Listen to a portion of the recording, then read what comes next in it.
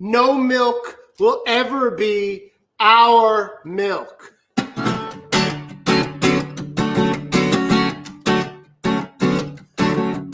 Welcome to the last live stream of the year. Hope we all have a good time tonight. We got lots of people coming on. But I'm going to start off by myself.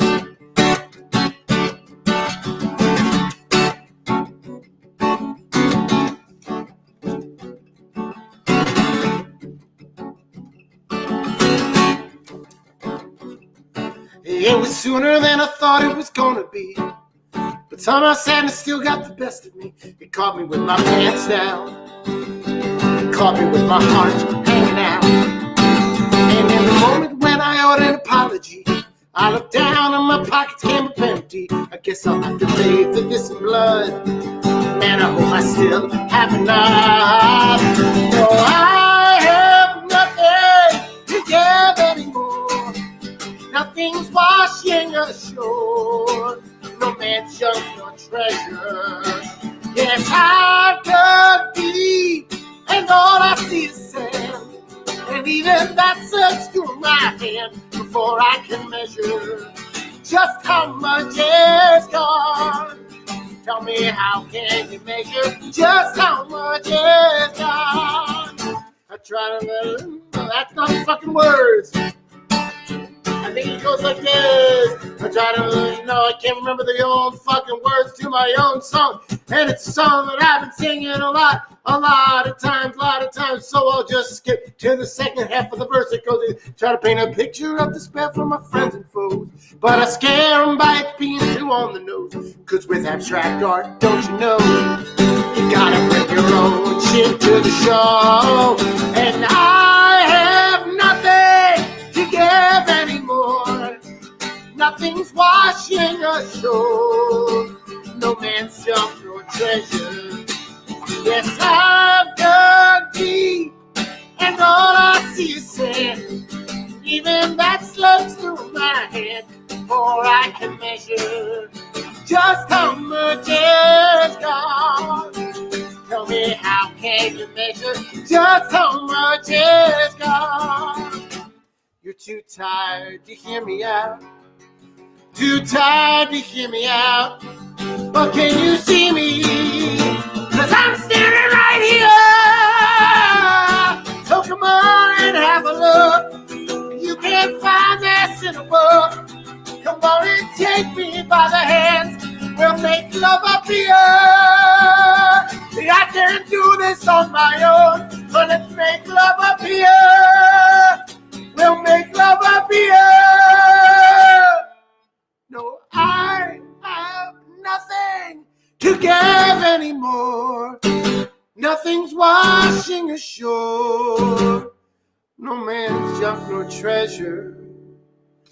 Yes, I've dug deep, and all I see is sand. And even that's the mind, for I can measure just how much is gone. Tell me, how can you measure just how much is gone? Woo. Thank you, ladies and gentlemen, for tuning in this fine Tuesday. It's so good to see you all here. It is so great to be here for this final live stream of 2020. It has been a fantastic fucking year doing this.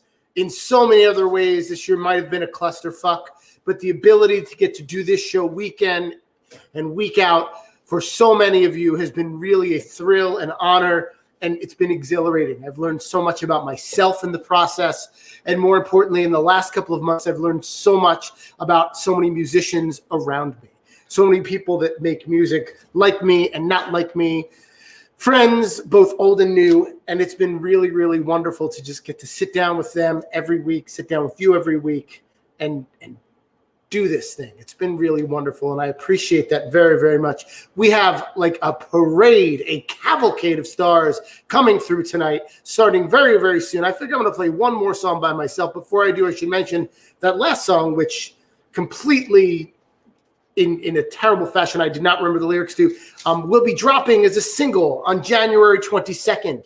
I was talking to the video director who's working on the visuals for that single right now.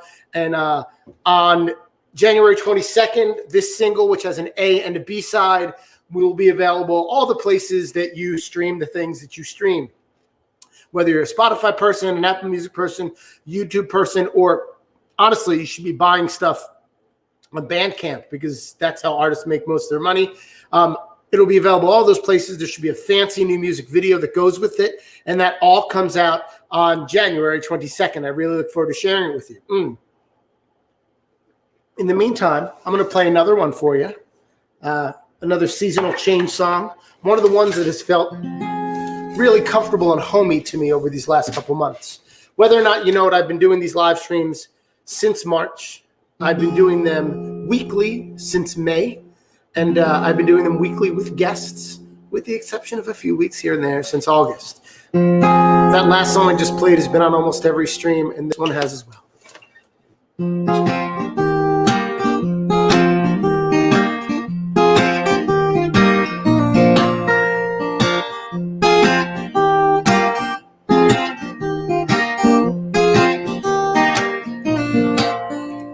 The chilly wind's blowing like a breath of fresh air.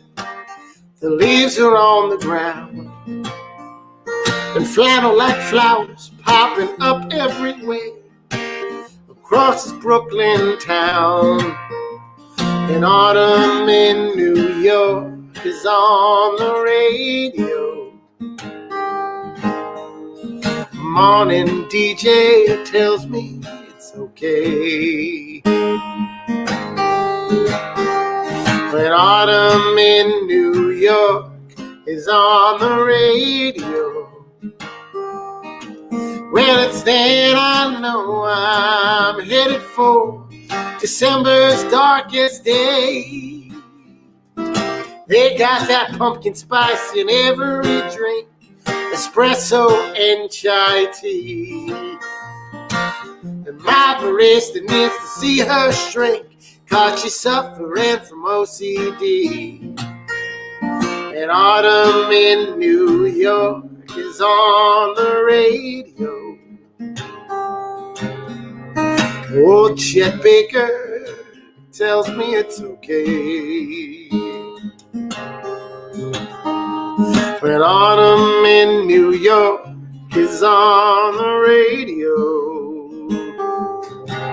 well, it's then I know I'm headed for December's darkest day. And I love December, the joy and mirth it brings.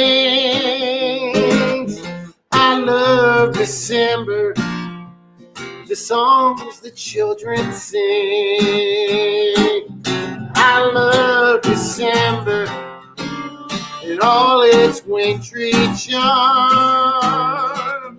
I love December when you're back here in my arms.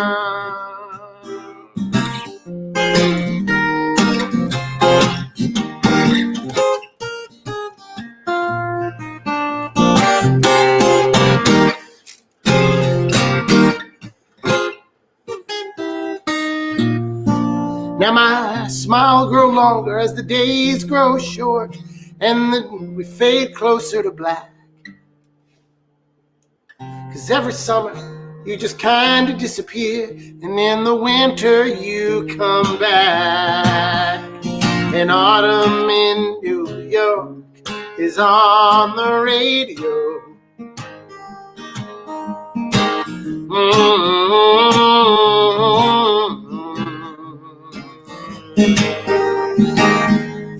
Autumn in New York's on WBGO. Autumn in New York.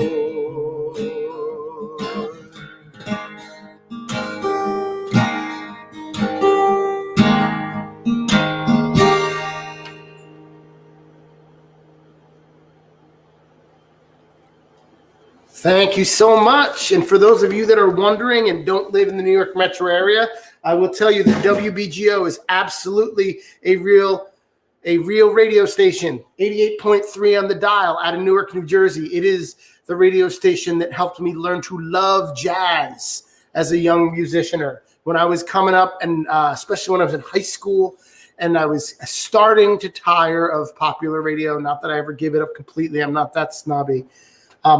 I started reaching other parts of the dial, and I came across WBGO on 88.3. It's member supported. It's an NPR affiliate, et cetera, et cetera, et cetera. But they are a legit jazz station on Saturday mornings. They have two really fantastic soul and R&B shows in the morning. It's really just a wonderful, wonderful thing. If you want to check out 88.3, they're also, I think, online at like wbgo.org or what have you. I don't know. Anyway, like I said before the song, I've been doing this show weekly since at some point in May. There's an archive of some of these shows up at Instagram if you follow me over at Chris Q Murphy. But at some point over the summer, I realized that at some point, people are going to stop tuning in to see me play whatever fucking songs I'm going to play. And it would be far more interesting if I were to spend time in public with friends of mine. I have so many wonderful musician friends, and I thought a much better way to pass the time and keep my musical spirits alive during the shutdown would be to share this time with my people. And so I started doing that in August. Now, back in August, my very first guest was a very good friend of mine. Oh, and there she is, ladies and gentlemen. I'd like to I'd like to welcome Mel Johnston to the show. Mel, are you out there with us? Hi, can you hear me? I sure can. Oh, now our pictures are big too. Hello. Look at that. Wow, you look very fancy. That looks like a legit spot there. Look at that. Thank you. We've been putting the home studio hacks together, and we're building on it. Seriously, it looks so good. The color, the light. Wow. That is a home podcast live stream studio you got going on. Oh, thank you. But, I don't have a custom CQM mug, so. Oh. And I don't have beautiful plants behind me. You've got it going on over there, too. Okay, full disclosure. One, this is a shitty enamel mug that my wife got me for Christmas. She got me a bunch of these because she knows I take actual mugs of coffee in the car and I break or lose mugs at all times. So she got me enamel mugs. They're aluminum. I literally took a Sharpie to it because I thought it would look cool on the show. It looks great. Thank you. Next, these plants do not belong where they are. And when the show is over, I have to move them back to the other parts in the coffee shop where they're supposed to be. So while I'm quite proud of this mise en scène, I do go out of my way to create it when I roll up here every week. I make sure I'm sitting under the perfect spot, under the light, and I make sure that all the things are in place so that I can look and sound like I'm actually doing something important and legitimate as opposed to hanging out at my local coffee house after hours. Cheers. I think the plants look great. Be gentle with the plants, but good choice. Thank you. I am. So it's been a minute. We've been texting a little bit, but last time we talked, like, this was actually, I think, all the way back when you were on the show, which was like a million years ago. You were my first guest, and it was so awesome. Can you tell me what has been going on with you musically since then? Oh my goodness. A few things. The Foxy Johnstons have a new song coming out in, I think, February. Nice. About that. It's a co-write with our really good friend Jesse Baskin. So that's on its way. And I just did a little wild card project in the studio last week. A little rock record with my friend Kyle Lacey and also my friend JC Mishka and my friend Adrian Mooring. I had all these rock songs and I was like, Kyle, do you want to produce this rock album for me? And then it kind of turned into a band, its own thing. And yeah. Oh my God. Yeah, it's totally new. I'm dumbfounded. When do I get the sneak preview of that? I guess I could email you later tonight. Damn straight you can fucking email me later tonight. That's fucking great. I'm so excited to hear it. Oh Oh, thank you. Yeah. Nice. Writing songs in lockdown as we all are. Nice. Are you going to play any of those songs for us tonight? Yeah. I was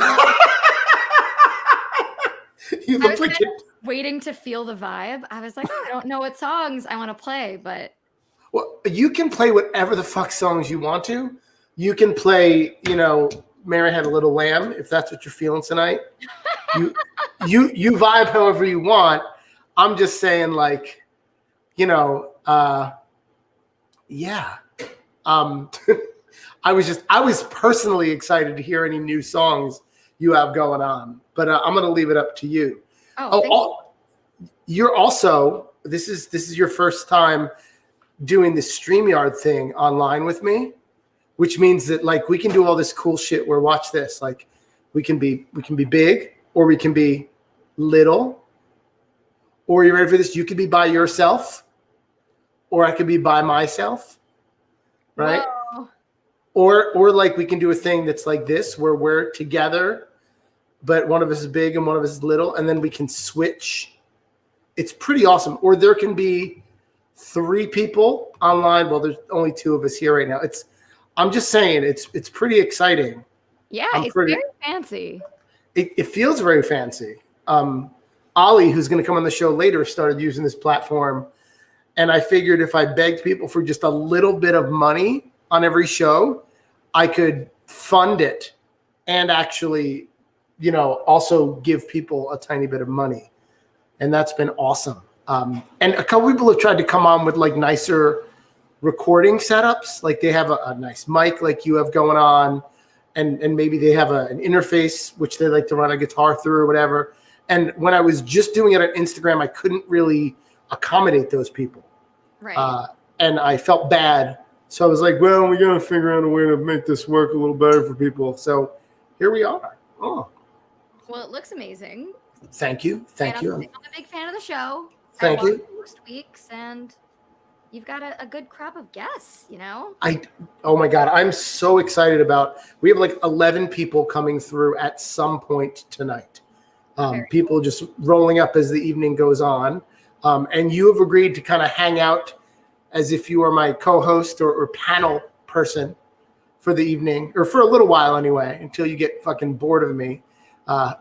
Impossible. But in the meantime, though, can everybody, find out why you're actually invited onto this show? Like, it's not just because you're an awesome person; it's because you have awesome fucking songs. Can you play us something? Sure. I guess I'll play something from that new rock project. Which is funny because this song is actually really old. I wrote this song like 4 or 5 years ago, and then kind of reimagined it with my friends. I'm ready. As a matter of fact, watch. I'm going to do this cool thing where it's just you, ladies and gentlemen, Mel Johnston. Okay. This song is called Stay Alone. Here we go.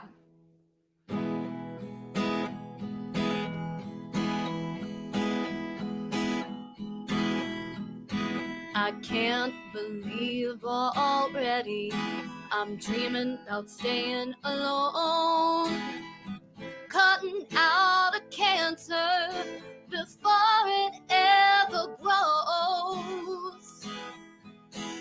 I could drive my body deep down in the ground. No one there would see me, and you won't stay around.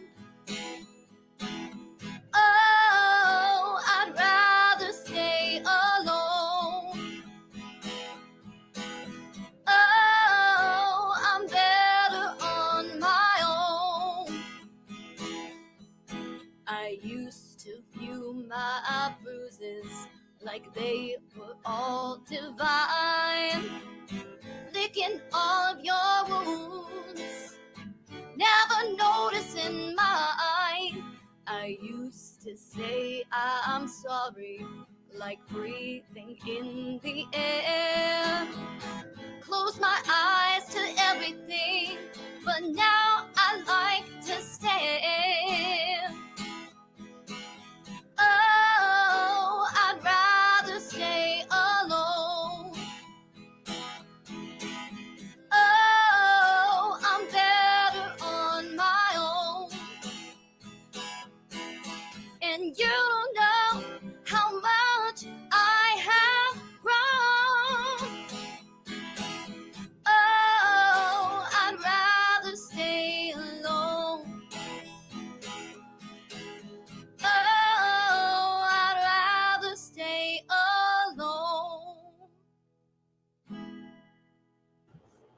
that's one of the new ones. Mel Johnston, ladies and gentlemen. That was fucking great. Thank you so much. Oh, I love it. Thank you. Thank you. Awesome.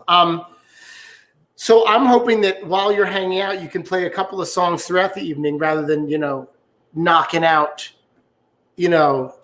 all of them in one fell swoop. In just a minute, our next guest should be coming on, and they're going to play a couple of songs for us. Awesome. I'm learning about one of the fun limitations of StreamYard is that you can only have a certain number of people in the waiting room at any given time. Oh. And I think that our next guest is waiting to get in so we can let them come on. Oh, and they're there. And I'm going to give them a minute to kind of get their act together because they just got here, and they can just give me a little thumbs up when they're ready. I'll say in the meantime, I thought it would be fun to put my first guest and my most recent guest back to back. So I know, right? So this, or excuse me, you were on my first week of having guests, and now last week I was very excited to have Brooke Pridemore on the show. Brooke is somebody who moves in lots of concentric circles with me. I don't know if you have ever been in the presence of Brooke Pridemore. I remember you came and hung out with me a couple times at Little Skips about 2 years ago when Joe Crow had his open mic there. And I know that Brooke and I were both there a handful of times together. So you might have seen him, but he is really one of my favorite people to listen to right now. They're we've been listening to them a lot in the car. My son Sam is a big fan of one of their songs. My older son, I just found out yesterday, is incredibly saddened to his core by the same song, so we can't listen to that one in the car. Oh. Sometimes a song just hits him in the feels. Yeah. That's who Lou Murphy is. It just hits him, and he just started bawling during this song, and we're like, buddy, what's going on? Oh my God. And he said, that song makes me sad. And we're like, why? It's a happy song. He's like, I don't know. It just does. And so now that song has been banned from the car for a little while. That's a mystery of music for you, that it could make someone, you're like, oh, it's a happy song. And Lou is like, oh, this shakes me. This does something to me, Right. And it's not magical. I'm reading this book about Paul Robeson that wifey got me for Christmas. And they're talking about the vibrations of being in a physical place with somebody with an incredibly powerful voice. And that makes a lot of both metaphysical and just physical sense to me. But this song we were listening to had been recorded a couple of years ago by a person that my son had never met and never had any context for.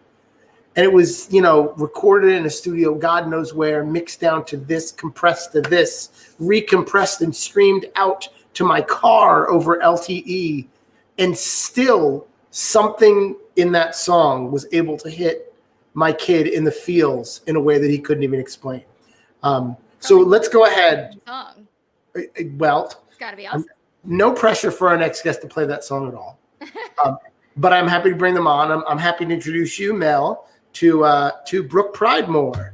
Brooke, welcome to. There's three of us next to each other. I'm going to make Brooke big, and I'm going to make me and Mel little. Nope, now we're all the same size. Nope, now Mel is big, but I'm going to make Brooke big because Mel and I have already been there. Look at that. Hi, Brooke, welcome back to the show. 2 weeks in a row. Can you hear me? I can absolutely hear you. Cool. Is the light okay? Should I make it brighter in here? That's up to you. It is rather dark, but I I'm thought gonna that make it a little brighter in here. Hold on. That's cool. I didn't know what you were going for.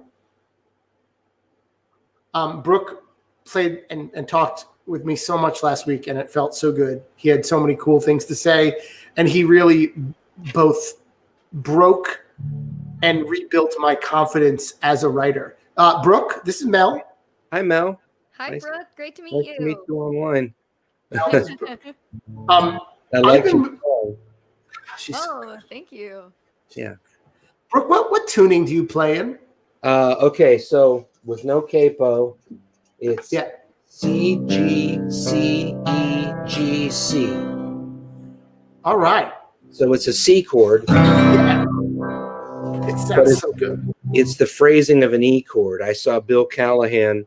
Well, now it was in 2011, and I have a Bill Callahan tattoo, and I'm a fan, you know, like I'm a stan, you know, I'm a Bill Callahan stan, and I saw him, and it was like the same month I read the Keith Richards autobiography, and he was talking about open tuning, changing the sound of your playing. And I was like, it was just like what we were talking about last week. It was like just one of those moments where like those synapses fired at the same time. And it was like, oh, maybe you need a new way to play guitar. And then within months of those two moments of seeing Bill and realizing that was his tuning and reading the Keith Richards book, I was like, it was preordained. I mean, it had already happened, you know? So within months, all of my songs after that, all the songs I've written to date after that are in that tuning, which I can play them in standard, but there's like a little, you know, it would take a second to just go like, how do I do that? But, you know, in like the whole, I'm almost reaching a point where I should learn a new thing because, you know, I might have worn out my welcome on that, and it might be time to progress a little down a different, you know, like Neil Peart learned a new way of drumming every time Rush made an album, and Really? he was taught a new way of drumming. Like he took lessons to learn a new style for every Rush album. And you're like, the rest of us are like Neil Peart, you know, top 5 drummers ever, even if you don't like that band, just an incredible musician. And it was always about learning more for him. And so like I will always be a rhythm guitar player, but I feel like it's still an instrument that you can learn more about rather than for myself to be like, oh, I've mastered that. That's the point at which I should stop playing personally. So I I know you only asked me about the tuning, but No, I mean, yes, I did only ask for the tuning, but that's why we do this fucking show. So I can hear your thoughts. Sure. Yeah. But speaking of that tuning, will you play a little something for us? We'll get out of your way. Yeah. Do you want to just hear that song, or am I playing 2 songs, or am I? Let's start with one and see where it turns. I don't want you to feel any pressure, you know, because I'll just tell everybody whether or not Brooke plays the song I was talking about before. I will go ahead and link to it in the chat or put it on a bubble on the screen later on because I don't want to get in their way. So, Brooke, Okay. you do. Mel and I are going to get off the screen, and you can do whatever the fuck you want. I'm going to play another song off that album that Great. if you want more after that, great. And if not, also great. But I'm going to go with where my heart is right now. And I want to play this song. Awesome. And if you want to hear that one after, fine. But otherwise, you know, we'll do this one. Cool. Right. This song is called Carrie Fisher. It goes like this.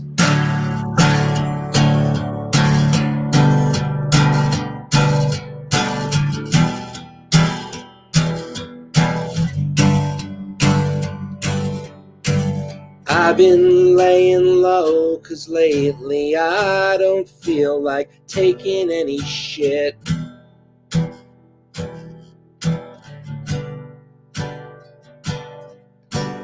I've been staying home 'cause lately I don't want to put my foot in it.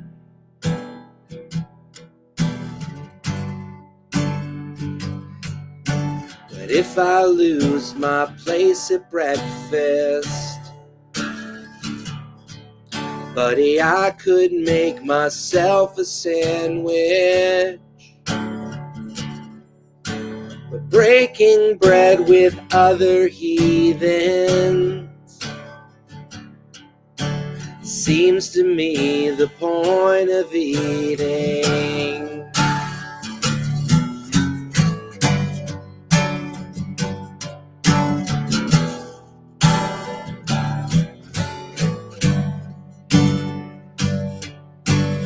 I've been laying low, 'cause lately I'm just waiting for a wave to ride.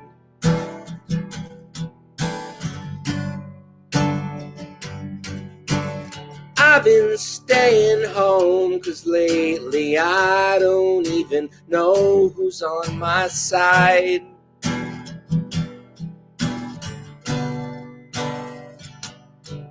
I tried to be a protest singer, but my politics are meager. When they brought the gas and lighter, I would not light myself on fire.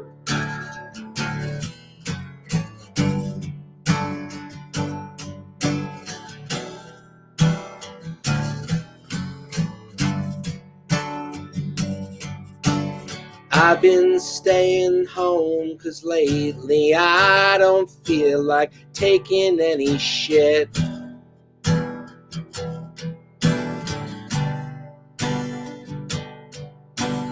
I've been laying low, 'cause lately I don't wanna put my foot in it.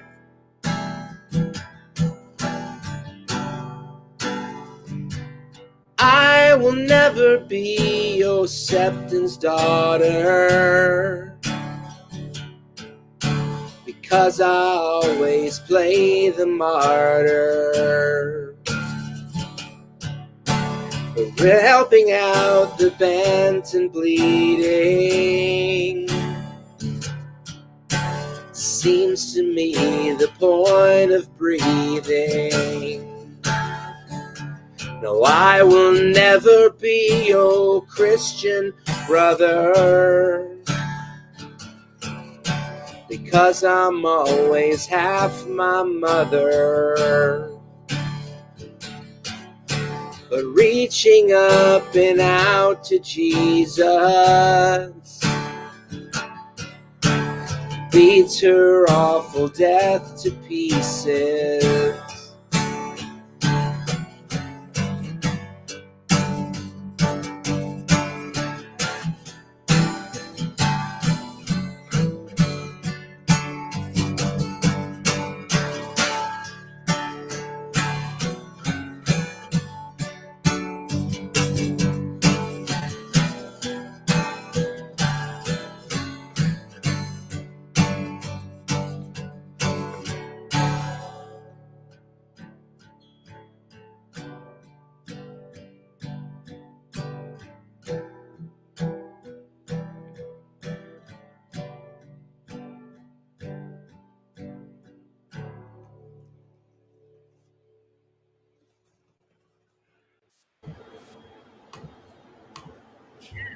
Yay, Brooke Pridemore. That was fucking awesome. Thank you so much. Thanks for having me. So, of course, now I have the link to Metal Is My Only Friend, the album that song is on, and the song we were talking about before called I Will Drink Your Blood, scrolling across the bottom of the screen now. I also dropped it in the Chatty Chat, so anybody watching on Facebook or YouTube will be able to see that that's where they can find that music. I do have to say, since you gave me so much last week, whether or not you intended to, rather than play another song, because I've been listening to your songs a lot, I would love it if you could, as we clear out the detritus that might have been this year for many people and look forward to the terms and conditions of 2021, are there any words of wisdom or things that you'd like to say to the wider world? You know, I'm in a position in life where I have to believe that I'm being guided by some power that I can't see, you know, some power greater than me. And if I believe that, if I'm practicing some kind of consciousness with that power, you know, good things and bad things will happen to you, but to me, but I have to embrace all of them, because they're all part of the you know, they're all part of the the plan that's unfolding. You know, the song I just sang, I wrote, you know, more or less immediately after my mother died in 2015, which is one of the hardest things you can go through. I mean, a person can, one of the hardest things I've ever gone through. And, you know, but I've become a stronger person for it. And, you know, I don't mean to disrespect the dead, but you can also be thankful to have been brought into the world and also be relieved not to have to deal with somebody anymore. I think I can be two things at the same time. And so, you know, the things that seem like bad things, there are positive sides to them. And whether 2020 is really just a bad year, or if it's going to get somehow horrifyingly worse than this, you know, there are upsides to 2020, and we talked about them last week. And, you know, there will probably be upsides to 2021 as well as downsides, you know. Awesome. Well, Brooke, thank you so much. Guys and gals that are out there, if you've enjoyed watching this performance, this song, you can go ahead and follow Brooke on Facebook, Twitter, Instagram, etc. And you should definitely go check out their music at Bandcamp or anywhere else you stream music. I'm so excited that you took this ride with me, and I hope to see you really, really soon. Happy New Year, guys. Happy New Year. All right. That was, I love Brooke Pridemore songs. Oh, I lost your sound a little bit there, Mel. Not much. Uh-oh. How about now? Yeah, a little better. You got to trim that up.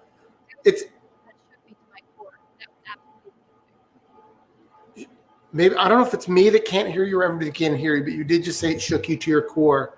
And I think Brooke Pridemore has the ability to do that. He has a song, excuse me, I readily admit I continually screw up Brooke's pronouns, and I feel terrible about it.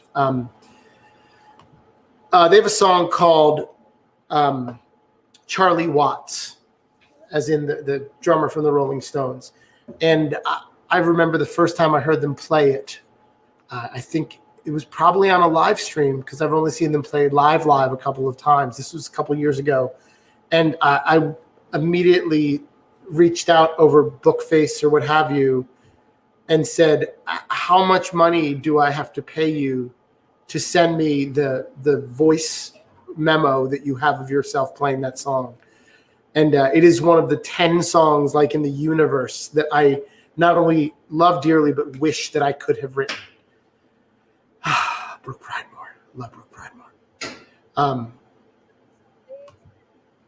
Mel, I think we are having some serious sound issues. I'm not sure what's going on, but hey, check it out. I will say this. While Mel is getting her sound sorted out, I will say I was really excited to have Mel on as the first guest in my show, so many years ago. And before she told us that she was coming out with a new single with Foxley Johnston's, which is a project that she's been working on a couple of years ago with another friend of ours by the name of Kim Foxon. And I figured if I'm going to have one here with me, I might as well have the other. And I can't see Kim's face, but I guess, oh, there she is. Kim, are you out there? Let me make sure you're unmuted. I think you have to unmute yourself. It says that I'm not allowed to for some reason. Hello? Hey, there you go. Hi. Hey, let's make you guys big and me little. All right, this is this is a different platform. Yeah. We've been trying to fancy it up over here a little bit. How you doing? I'm good. I'm doing well. I'm just in Garden City right now, where it all began. Now, before I let you and Mel get chatting for a second, I have to say, you have been working fucking constantly.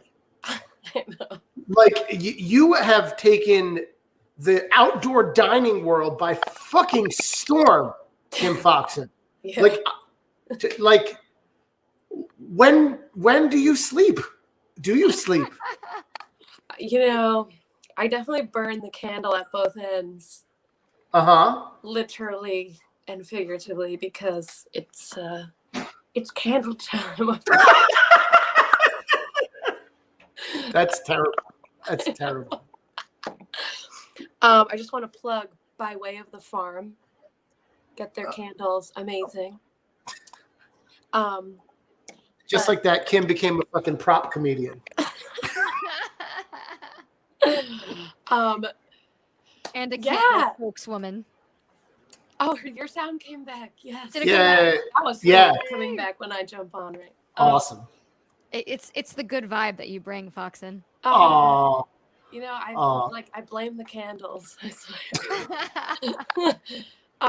But yeah, I gigging life like kind of blew up for me during these past few months, which is like weird to say and like celebrate because it's like, you know, not a year to be celebrating, obviously. I just had these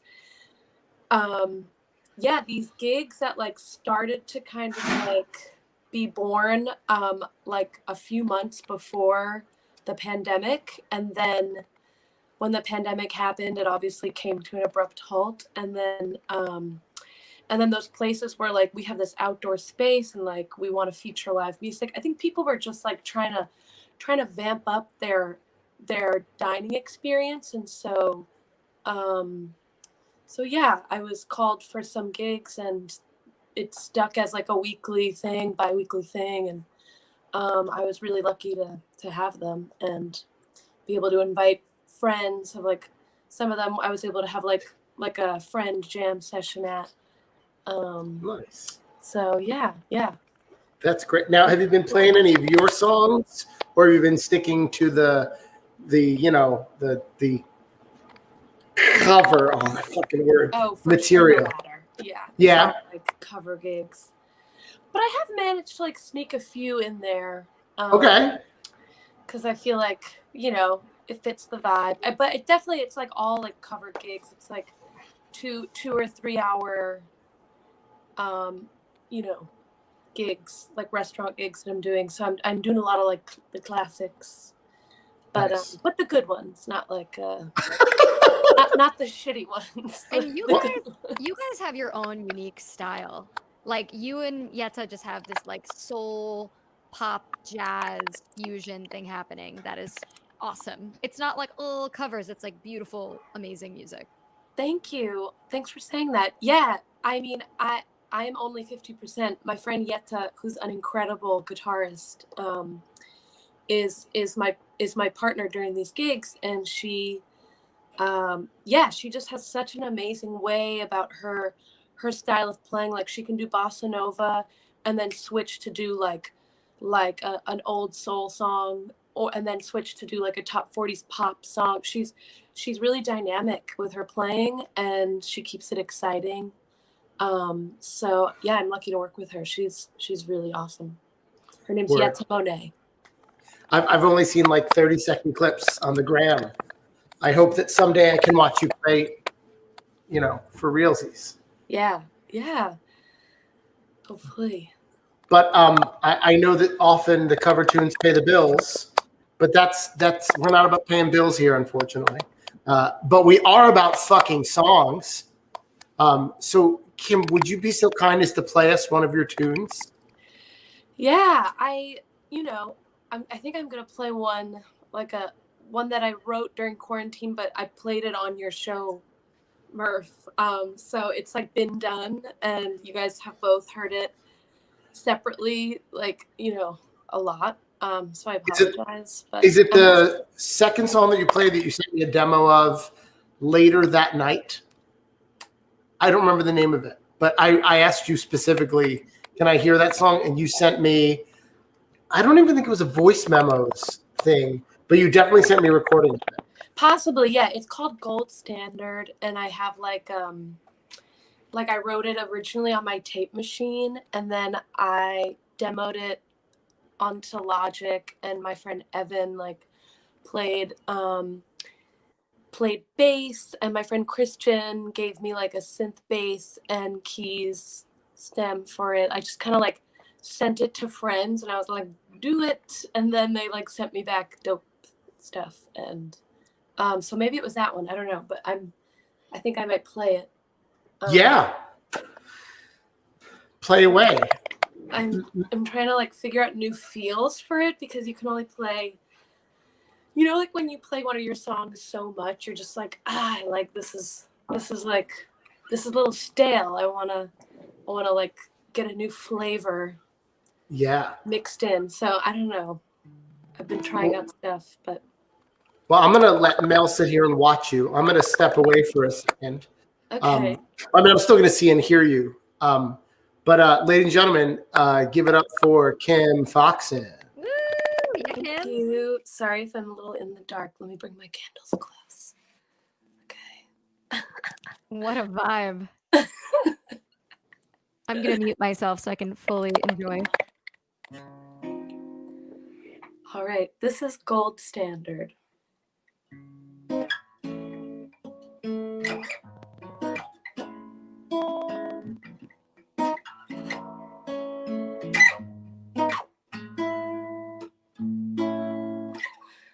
Dreaming with my eyes wide open, hoping to escape the night.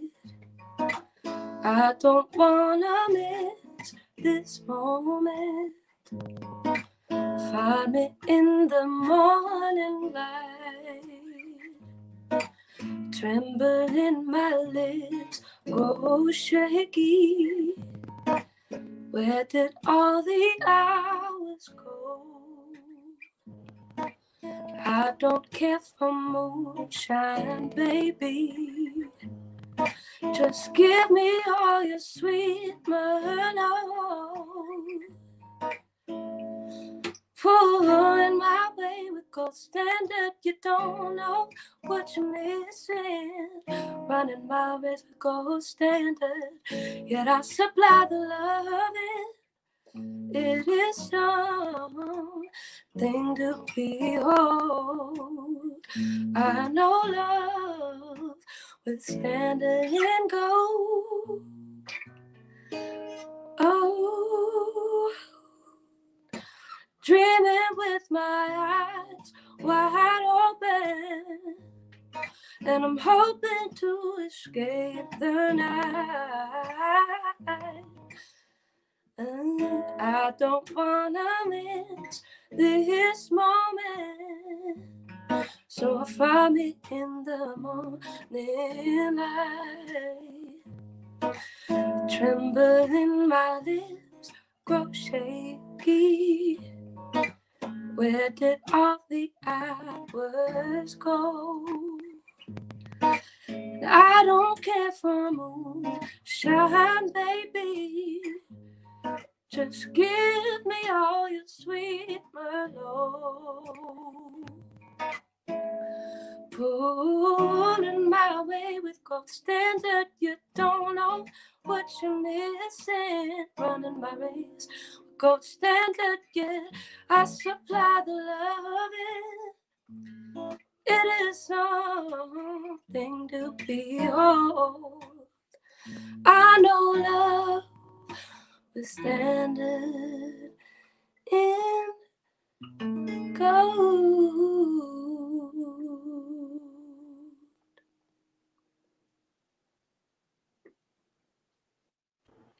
Yes. Yay! Let me make Kim big again, because you are the star. There you go. You are the star at the moment. Nice. I love that song. It's so Thanks. great. Ditto. Thanks. You know, I love seeing the two of you here on the screen together. It makes me very happy and a little sad at the same time. Oh. Yeah, Wait, I miss hanging out with you guys. Is my sound breaking up? No, you sound good to me. Oh, okay, it came back. Okay, great. So what'd you say? Yay. I'm sorry, so sorry. I mean, I love you guys individually, and I also love you collectively, and it makes me both happy and sad to be here with both of you. I miss singing with you guys. Oh my God. Miss it a lot. Yeah, we got to get Marcy back to New York and do some more of that shit, because it's been far too long. Absolutely. Seriously. Yeah. Yeah. Well, Kim, I'm gonna say farewell for the moment. But if you want to hang out for a little bit, I would love to have you come back on with me and Miss Mel in a little while. Yeah, for sure. I'll go backstage. Yeah, why don't you go backstage for the Should moment? I? Okay. Go to the green room. Can you just click a button and do that, or do I have to do that? Honestly, I think you have the power. Let's find out. Well, that says I'm going to kick you out completely, and nobody wants that. But what if I just do? Oh, and it looks like Bye, Kim is backstage. And just like that, Kim is backstage. Yay! Wow. Oh my God, that song is so good, right?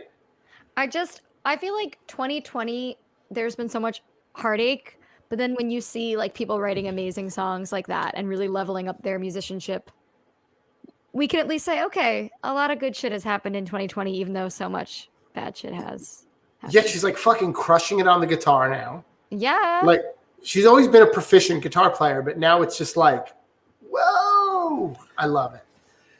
I can't wait to see what you guys fucking can do when you get back into the full-time swing of things with Foxy Johnston's, with all the new skill sets that you guys have worked on while, kind of shut down. I know you guys have seen each other a couple times and obviously worked on some things because you have a single coming out, but like, man, anywho, I'm excited for it too. I miss all the shows and stuff we used to do. And you're right, like we're all, Kim and I, but all of us, we're all growing as musicians during this time. And when things are up and running again, it's going to be really fun to see what everyone comes out with. Mia Byrne is going to be on the show later, and she said a couple of weeks ago that the one kind of, not the one, but one of the silver linings that she sees at the moment is that after World War I, after the Spanish flu, we got Cafe Society. We got 1920s Berlin. We got New York City in the 1920s. We got Paris being what it was.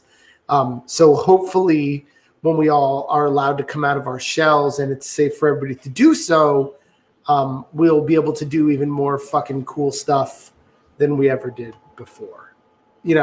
Fingers crossed. I love that. Yeah. That is what we need to hear and what we need to create when things are better. It was really an inspirational thought in the moment. I was like, oh, that feels better. And I've been like riding that thought a little bit, like, oh, it's going to be real cool soon.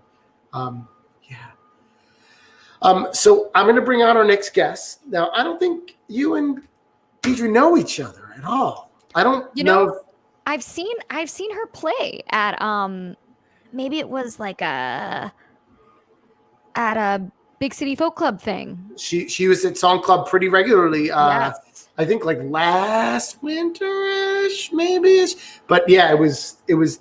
I feel like the last couple months that we were at Faulkner before Faulkner closed, Deidre was there all the time, and she blew minds every time. Like, we got a piano up in there, and I was like, oh, so now we can have the crazy legit piano songwriters come through. Mm-hmm. And Deidre is like a stupidly good piano player. Like, she smoked the place. I was like, what? Like, it was next level. Yeah, it always is. And like she writes these like 8-minute musical theater inspired epics with these really complicated accompaniments, and is able to rattle off all her clever lyrics with like a certain aplomb, and you're like, oh, dude, that's just magic. I should shut up though and like let her actually do her thing. Now let's see, when I add her to the stream, if it's going to make her big and us little, if I'm going to move some people around. This will be really slick at some point. But in the meantime, Deidre Rodman or Deidre Struck, ladies and gentlemen, here we go. Oh, there's 3 of us, but let's make Deidre the star. Nope, that's not right. Nope. I've been talking plenty. There we go. Yeah. Can you hear me okay? Absolutely. Yeah. Welcome to the show. How you been? This is my daughter, Mirabelle. She's going to sing with me today. Awesome. Hi, Mirabelle. How you doing? I'm good. Yeah. How was a break from online school? Oh, it's great. Is it? Okay. Yes. I miss school. involved. It's great. I don't know if mom told you, I'm a middle school music teacher, and I miss school terribly right now in every way imaginable. But that's a different discussion for a different day. Deidre, how you been? What's new? Oh, we've had a great holiday. Right behind us, we have a couple cats who are currently tussling, and they've been jumping on the curtains. So if that happens, go with it. I'm not going to play an 8-minute jazz opus today, though, so I'm sure you're very disappointed about that. But Next time. You couldn't. You couldn't disappoint me. Seriously, no matter what you play, I'm always like, oh, that's not what I expected, and totally fucking awesome. So I always appreciate that. And thanks for being at. I guess I haven't met you, Mel, but hi, Mel. Hi. Oh, so sorry. Oh my God. Yeah, Mel, Deidre, Mel. Nice to meet you. Yeah, I remember seeing you play, and afterwards, I don't think we got to meet, but I was like, Chris, who was that? I was astounded. It's a really great venue. I'm so sad that it closed, but Yeah, it's so sad. And when we moved uptown, and there were some people that still really enjoyed going all the way up to. Oh my God, I feel terrible now. it's been too long. No, I could. Oh my God, I see the owners. Nigel is the owner. He's such a lovely guy. Oh my God, it has been so long. But First Avenue and 88th Street on a Wednesday night is a haul. Well, I like there's 88 keys on the piano. Hey. It is my favorite number. You sure you're not a middle school music teacher? I'm probably. Plus, I've got a middle schooler. I know. Who's in love with music? Exactly. Well, we were do a the hug song. I think you've heard it before. Oh yeah. Let me pull up the link and drop it in the chat while you're playing it through the video. And Maribel and my other daughter Clover were nice enough to be in the video for this. They were playing instead of sisters, they were playing friends who can't see each other during the pandemic. Oh. At the end, they get to throw off their masks and hug each other. And I was thinking about my friend Rebecca when I wrote this, and about how I just wanted to hug her so badly. And so we even said, well, what if we hold our breath and like just hug and we don't breathe at all? And I had this moment in my mind of after this is all over and people are going to be coming out of their houses and running across bridges and just hugging like after a war. So I wanted to write a song about hugging each other next year, and next year's not so far away now. So I'm so excited. Woohoo! So this is called. Well, we're gonna. Go ahead, Chris. I was gonna give you the stage. We're out of your way now. Do your thing. Ready? I'll hug you next year. Never fear, I'm still here. I've been here all along. Just took me a little to write this song.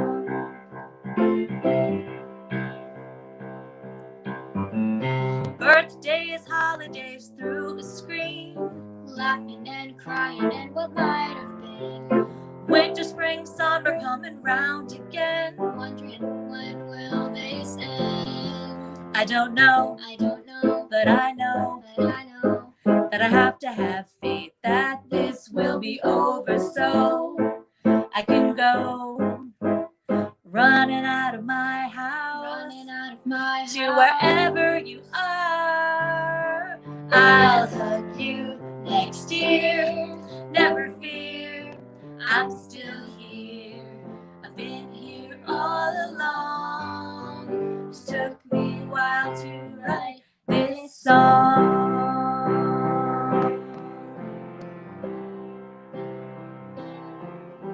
Some days I couldn't even put on my shoes. Some days I only put on my blues. Now I run across the bridge to find you, waving your arms in the air just like you used to do.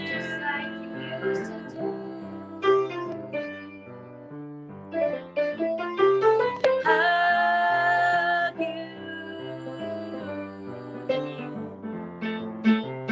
Hug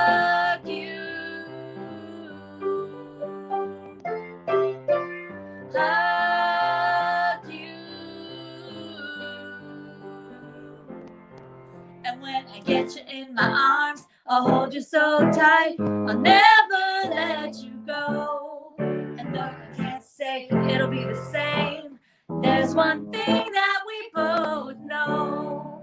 Me and you made it through. I wouldn't want to do it again, but we made it through. Cause we knew it wouldn't last forever.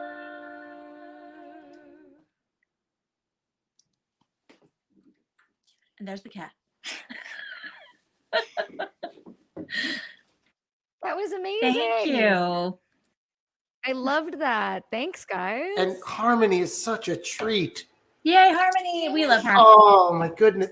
I've had, with the exception of 1 week, I've had solo performers on. And wow, it was it was so great to hear two people singing in harmony together.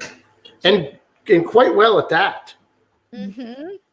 We've got another short one if you have time. We do, as long as nobody starts shouting at my inbox. Okay. I will say, as you sat at the piano with your daughter sitting next to you, I thought of the Carole King and Maurice Sendak collaboration, Really Rosie, which came out in 1975. Yeah. Great album.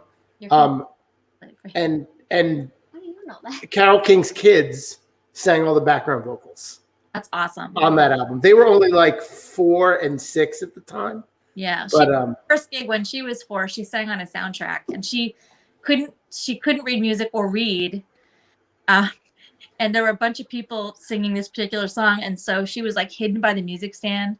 But every time the director asked them to mark their music, she'd like pick up her pencil and write on the piece of paper. It's very cute. Oh, I love it. Very sweet. You know what? Do another short one. We'll do it. I will play Yeah, go for it, please. the simplest songs I've ever written. It's just about loving each other on New Year's Eve. All right, take it away. New Year's Eve, not much to see, but you and me by the Christmas tree, singing a song about love and peace tonight.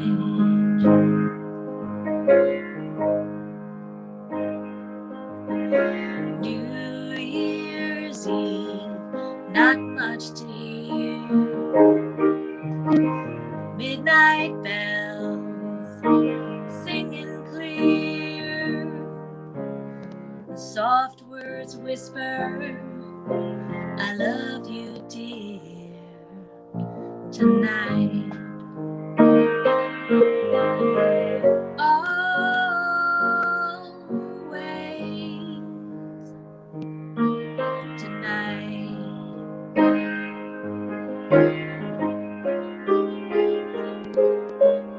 New Year's Day, not much to say, but glad you're here with me today, and I'll stay with you always tonight.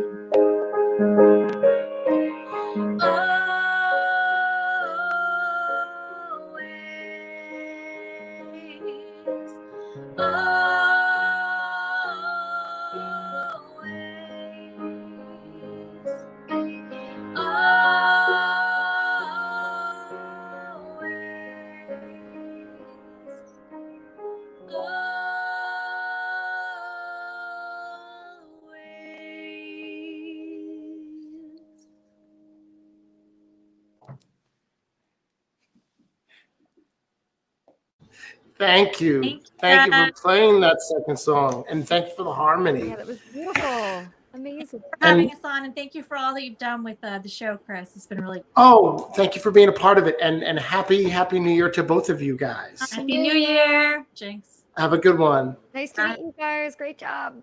Bye. Hey, harmony, what a cool treat.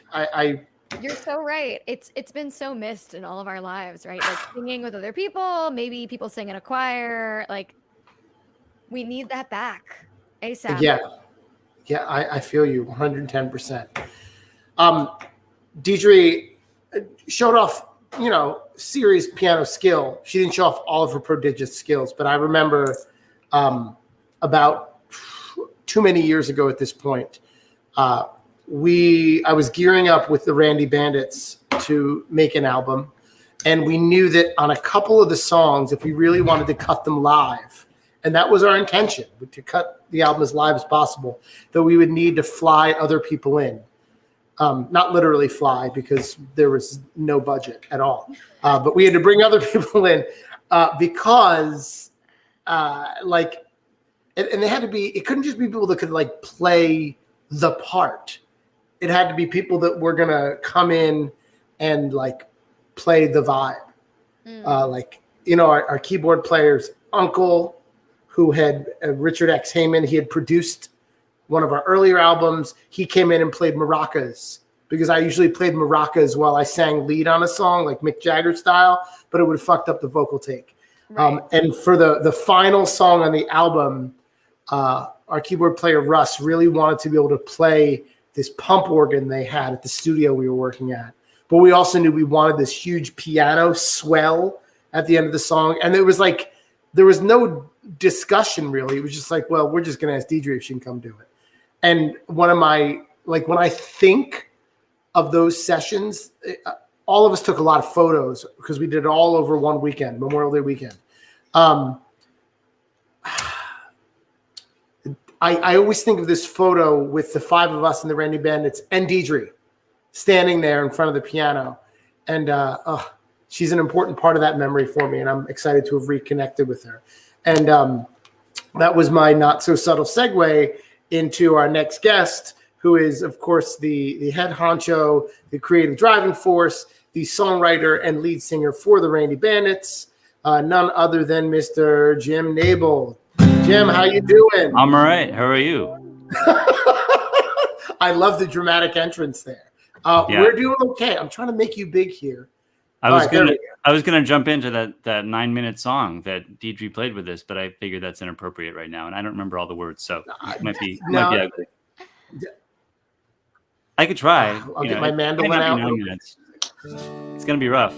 This is not the plan. It's what I want. I want you to do. I want you to do whatever. I could do a couple songs from the new album, because we have this new album we actually made this year called Blue Reunion.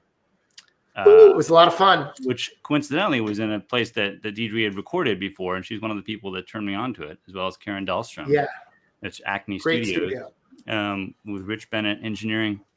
But yeah, we recorded a bunch of songs. Maybe I should just play some of those, because theoretically that's what I'm doing most right now, is promoting this album. All right, well then promote the fuck out of Blue Reunion. Right. Ladies and gentlemen, Jim Nabel.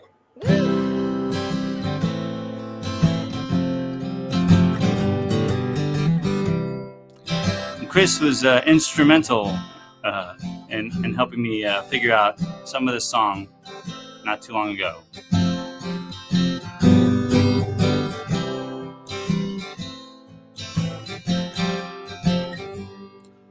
Morning dove outside my window every morning, rain or shine. And where is my love?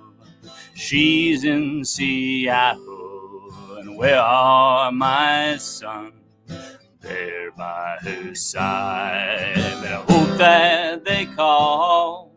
I will then tell them about the morning dove and how he flies every time I go to the window where he sits on my fire escape and watches me as I cry.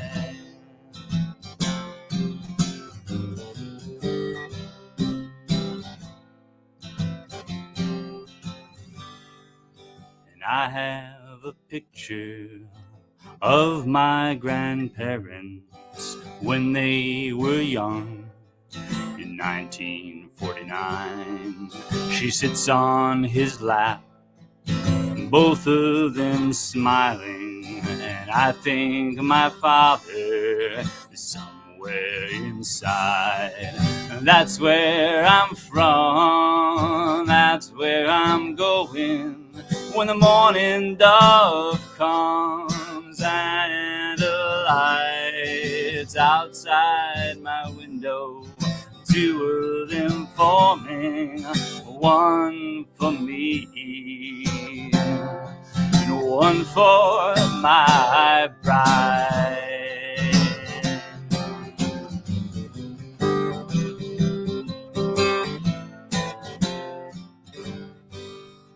And it's been so long since I've been near you, and it's been so long since I have said all of those things that were once clear to you, but that I kept locked away up in my head.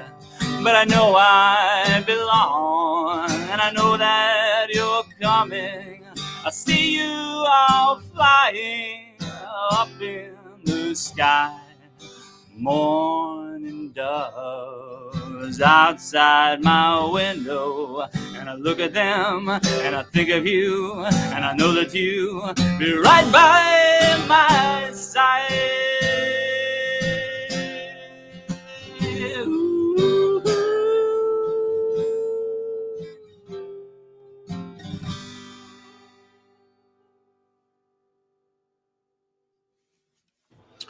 You got another one, Jim? You said you wanted to play a couple of songs to promote the Blue Reunion Sure, album. man. Let's do it. Take it away. So these are not the songs that Chris Q. Murphy has delicious guitar solos on, but everybody should go check out the Blue Reunion album. Particularly, I'm Not a Bad Guy, Never Any Right Age.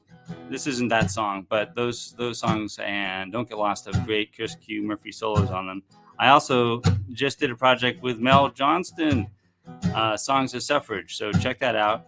I don't know if we'll have a lot of time to talk about it, but check that out. This is a song about a citadel. There is a citadel in the center of the city. The taxi drivers know it well. The routes to it are plenty.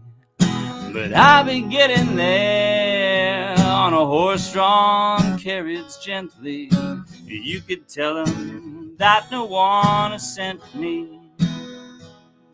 There is a citadel, and the gates to it are many.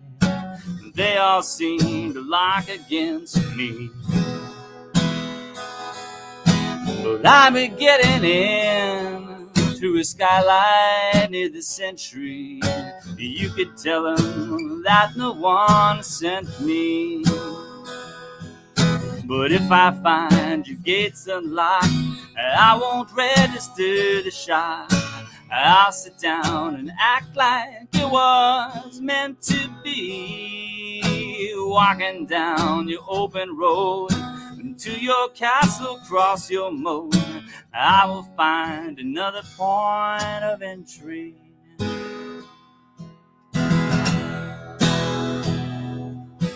used to know you well through the years and cross the century. Now it seems our friendship has grown empty. It's like a kind of hell watching you with all this envy, knowing that we used to be so friendly. But if I find your gates unlocked, I won't register the shot. I'll sit down and pick up where we left off. Walking down your open road to your castle, cross your moat.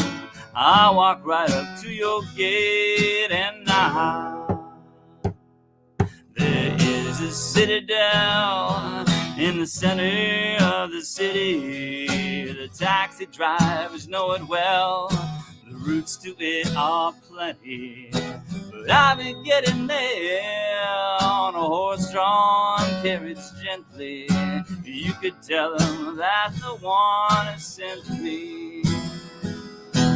is a citadel, and the gates to it are many, if there even are any.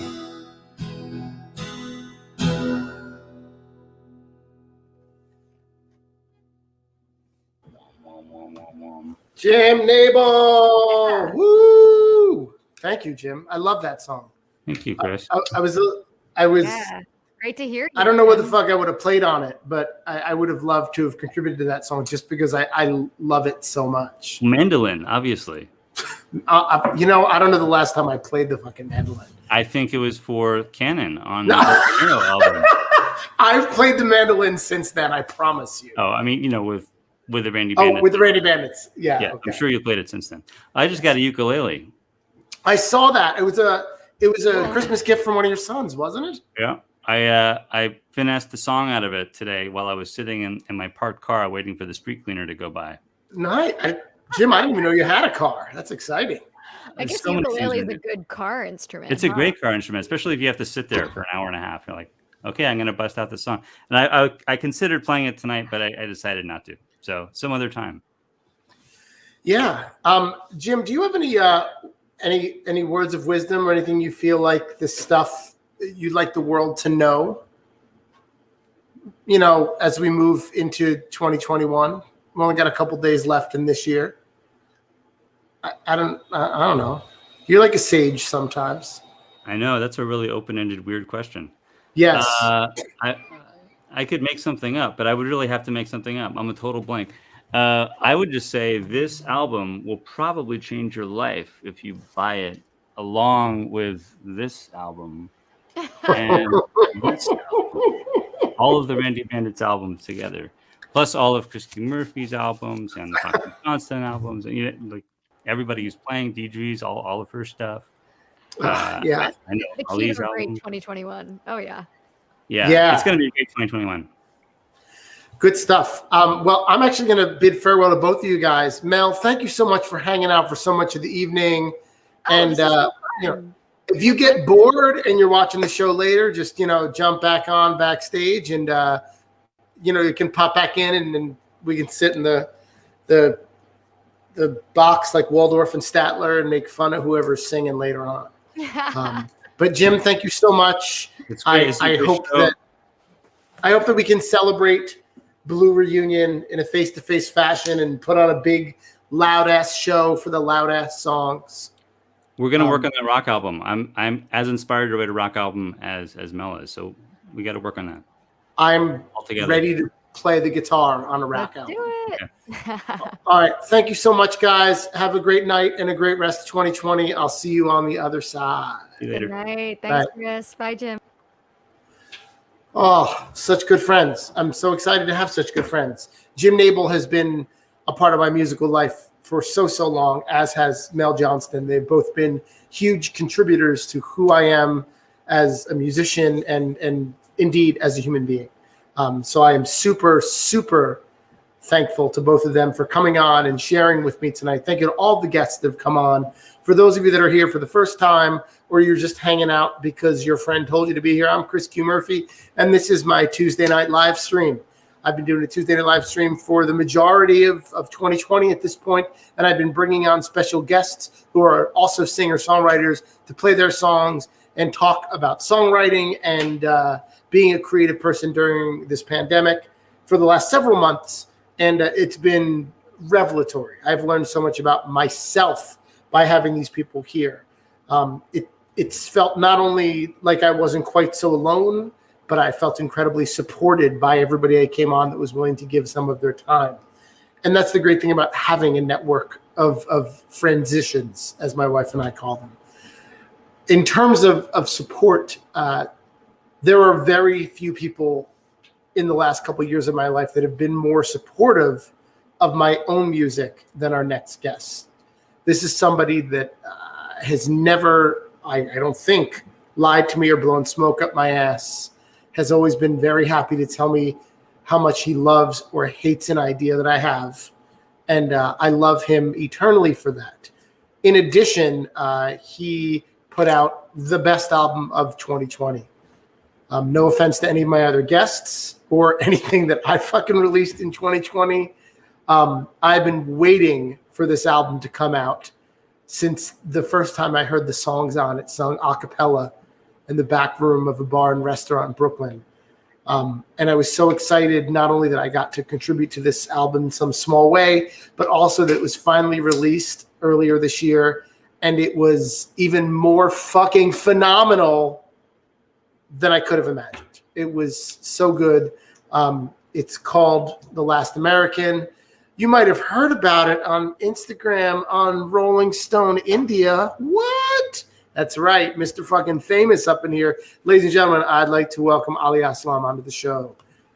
Ali, how you doing? I'm good, Chris. How are you? I'm doing good. Oh, you got the fireplace going in the background. I have a TV in the background. That's what I have. But you look so nice. You got a tux. You didn't tell me about the dress code, and so I needed to class up the scene a little bit. I appreciate that. I wanted to dress a little nicer for this end of the year event. I figured I'd put my finest wares on. How you doing tonight? I'm good. I'm good. I'm having a nice day. Yeah, I'm glad to hear that. So yeah, absolutely.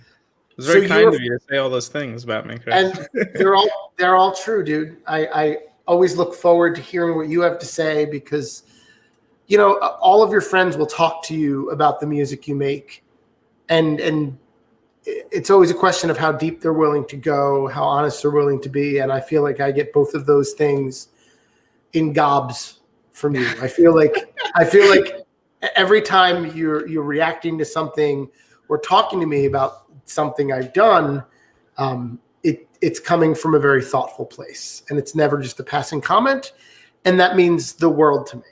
So thank you for all those times. Well, you're very welcome. I will just say, I think the main reason, and there's a lot of reasons that I do that, but with you especially, you're so self-conscious about who Chris Q Murphy is, which is fine. I think a lot of us struggle with that in 100 different ways. But you, I think you deal with it in your music, which is, it's gorgeous. And you're always trying on different flavors and different styles and different aesthetics, deciding which version of Chris Q Murphy is the one you want to be today. But you already know precisely who Chris Q Murphy wants to be and precisely what he wants to do.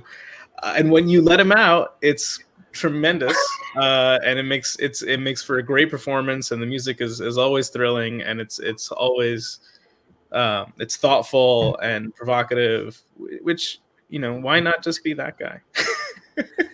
I'm trying real hard.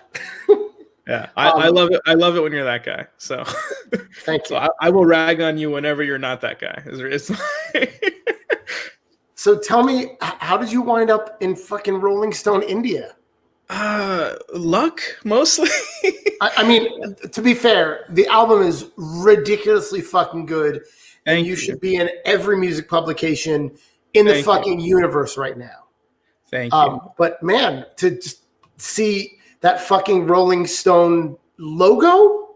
Yeah, no, it's really, really cool. And it was a surprise to me. It was a surprise to a lot of people. But like, I'm sure I'll pull back the curtain a little bit. Like I have a publicist who is very good at their job.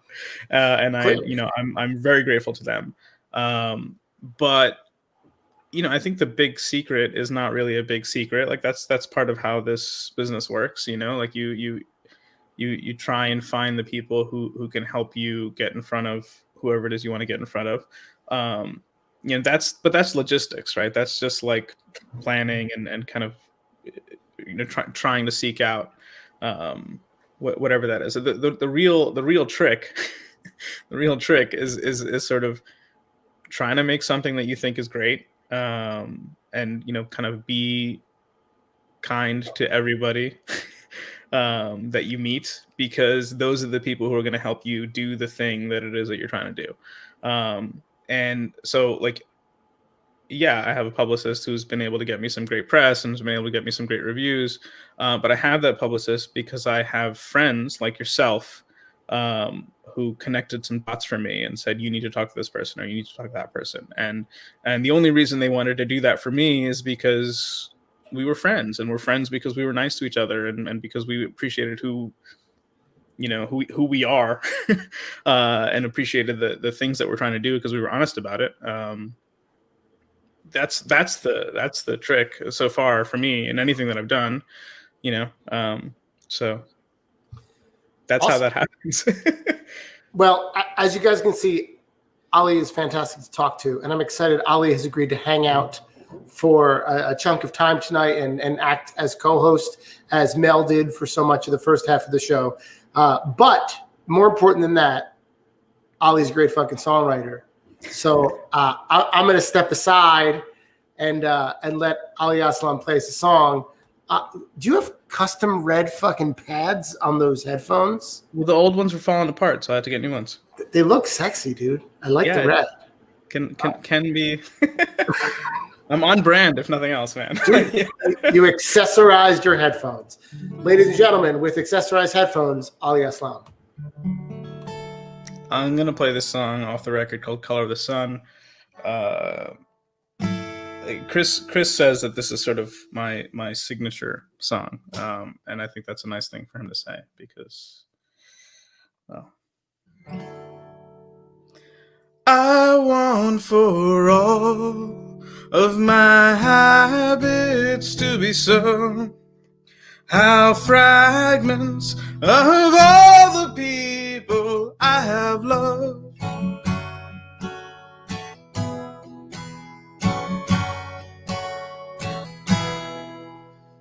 and not some strange inheritance from some lost relative so far removed from all I've done.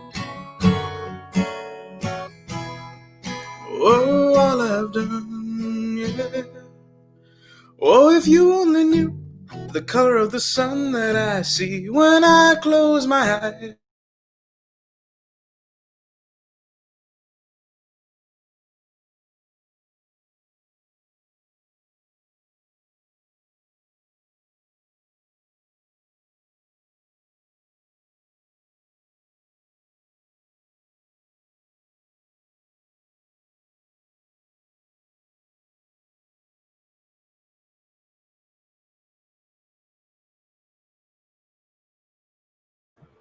Ali, my friend, I'm sorry to cut in, dude.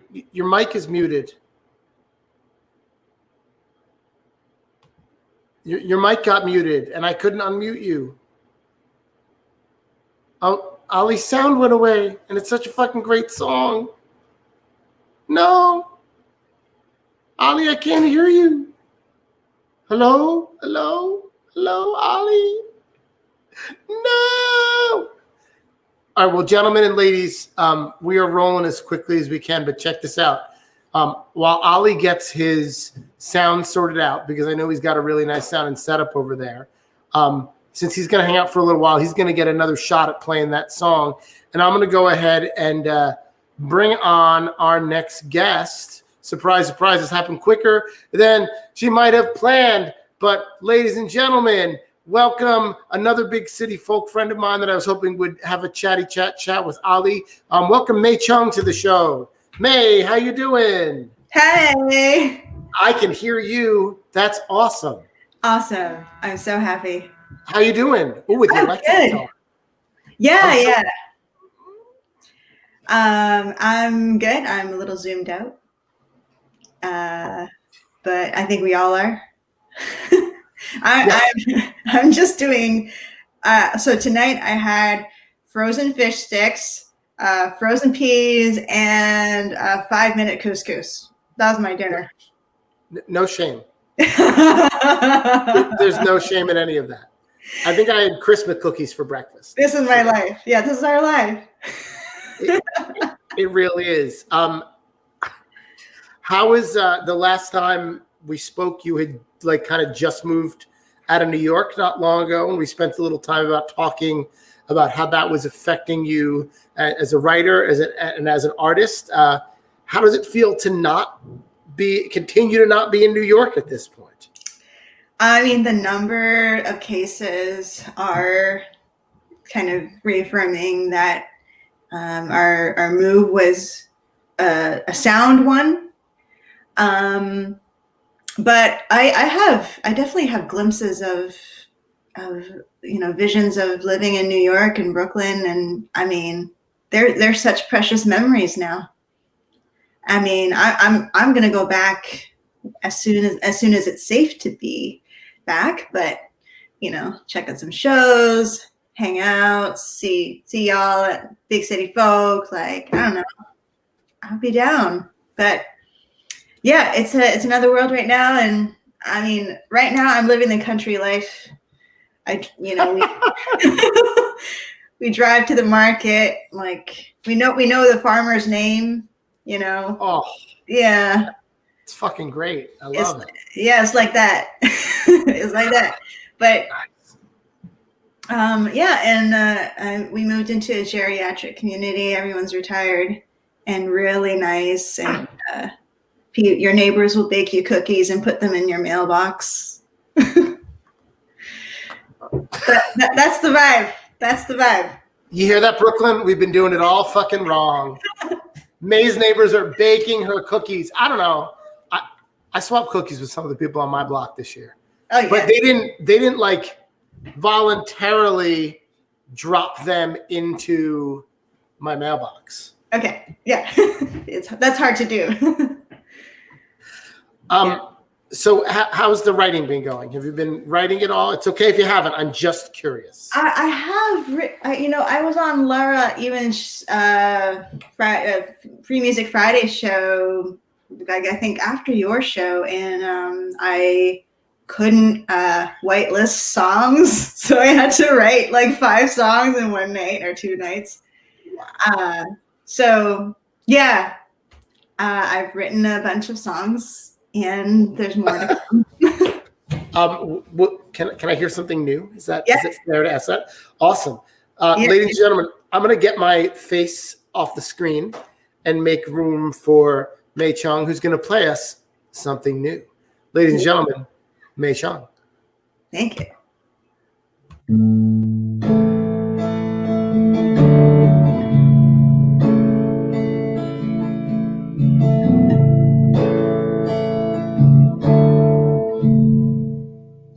You are not alone.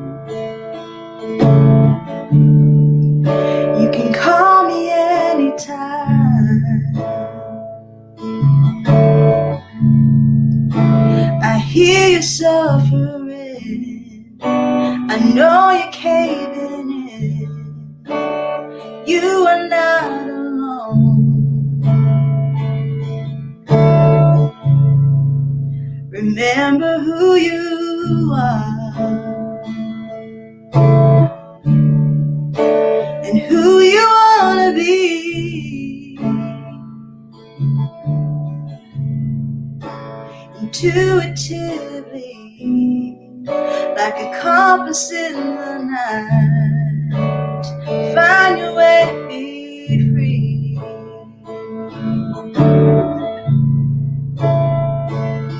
Hold on, I'm right here, patiently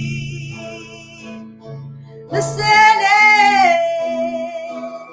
Hold on, I'm right here.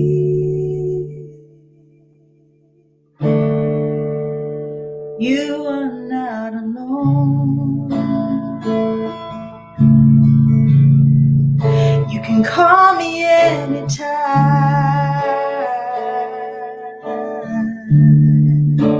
I hear you suffering. I know you're caving in.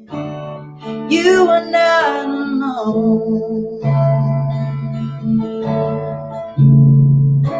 I hear you suffering.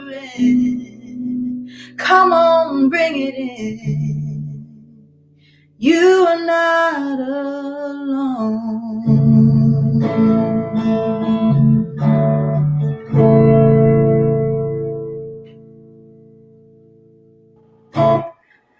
Yes. That song is fantastic, man. I Thank love you. that. And wow, your voice sounds magical. I mean, you've always had a great voice, but like, wow. Have you been doing something different? Like, Well, I haven't been yelling at people to walk faster. Oh, it's that simple. Yeah. All right, that works. I also love the electric guitar. That's working for you. There's something about the overtones that you're getting out of the electric guitar. Your voice sits really naturally in the middle of that sound. It sounds fucking cool. Thanks. Yeah. I've had this guitar for a while. I just haven't really played it much, but I don't know, just revisiting sounds right now, checking out, how my voice sits in the midst of, in a backing instrument. So. Yeah, it sounds great.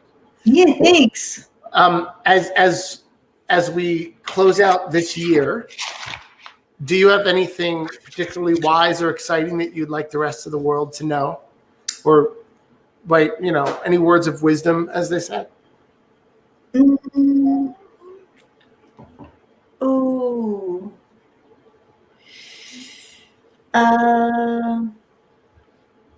Okay. I got married last July. Okay. And I would have to say that the biggest lesson I learned this year, because of so much time spent with my significant other, you're just as how can I say this? You are just as responsible for anything that goes wrong with in the house or any situation. Say the dishes weren't done, okay? So you're like staring down your partner, but really, you're in it too. So you're just equally at fault. So keep that in mind if you are in any sort of committed relationship. You're in it together. It's, I think that's the key to staying happy and not, bogged down by or like taking stock of what your partner has done and what he or she has not done. I think it's really unhealthy. And in the end, you're just at fault. That is a lesson that I too have learned this year. May, before you say goodbye, I want you to say hello to Ali again. Yeah. I'm going to fly back in. Ali, you back with us? I think so. Hey, man. It's All good to see you. right. Ali, what an incredible record. I have to agree with Chris 1,000%. Your record is just stunning. He doesn't say this out loud a lot, but Chris played bass on that record, and so he's a big part of that record. Thank you, Ali. I did. Yeah. Okay. Yeah. So if there's any kind of groove that you like, thank Chris. Thank I you. have no doubt that Chris has groove. I mean, damn, good choice. Good choice, Ali. Thank you so much. Yeah.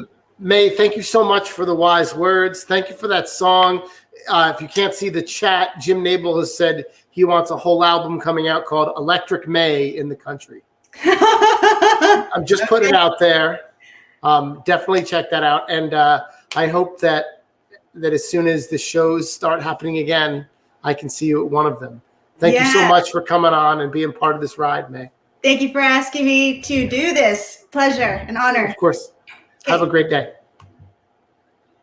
Have a great day. It's fucking 10:40 at night. There's a lot of days that could be great. You know what I mean?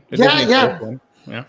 Speaking of 10:40 Eastern time, a couple weeks ago, Ali, I had my first West Coast guest on.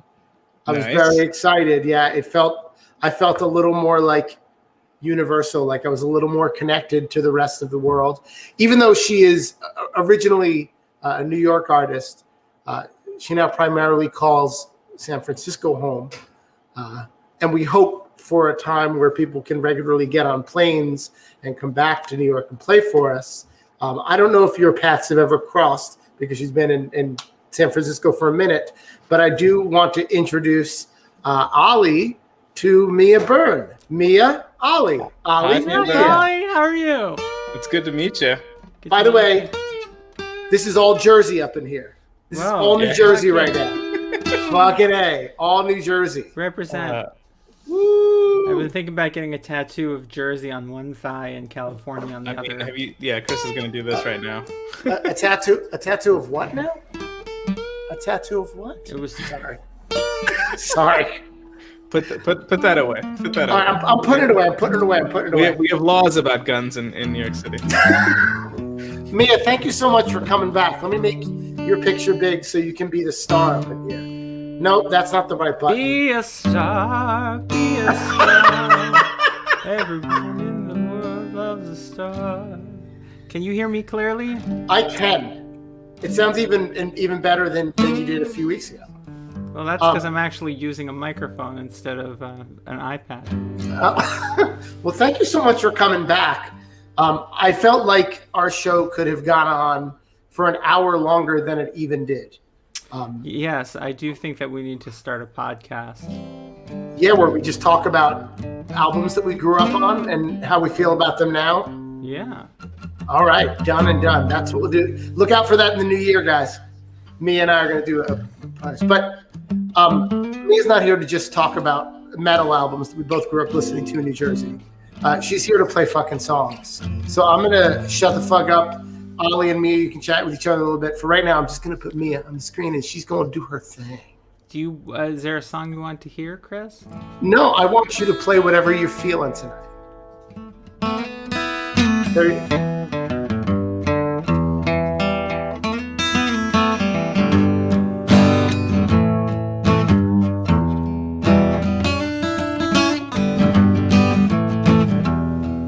When you're lost in the reeds and the rushes with the cattails tall as your head, you better not get caught in the mud. I will leave you gone for dead. Tide comes in, you'll be splashing when the waves come up to your knees.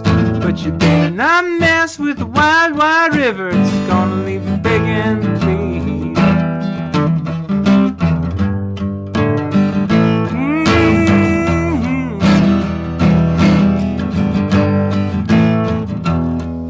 It looks so safe when the water's low and the bugs come buzzing up high. Around your head you walk through the bushes, that's the way you might die. And it sure looks pretty when the sun sinks low, the rays turn pink in the trees. But you better not mess with the wide, wide river, it's gonna leave you begging, please.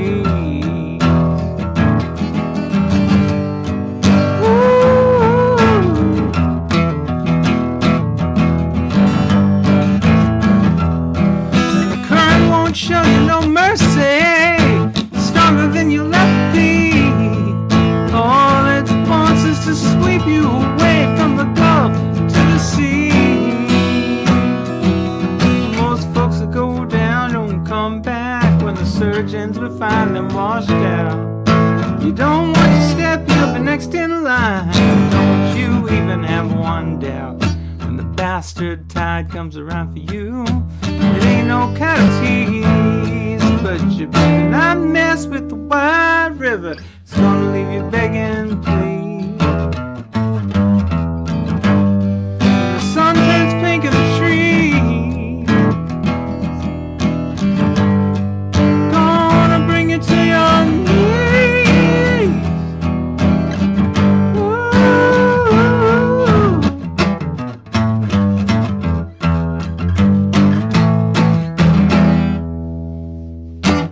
Boom. Shakalaka. Indeed, yes. There's just a little bit of fuzz on that guitar in a good way. In a good way. I love. Sorry. I don't think you need to.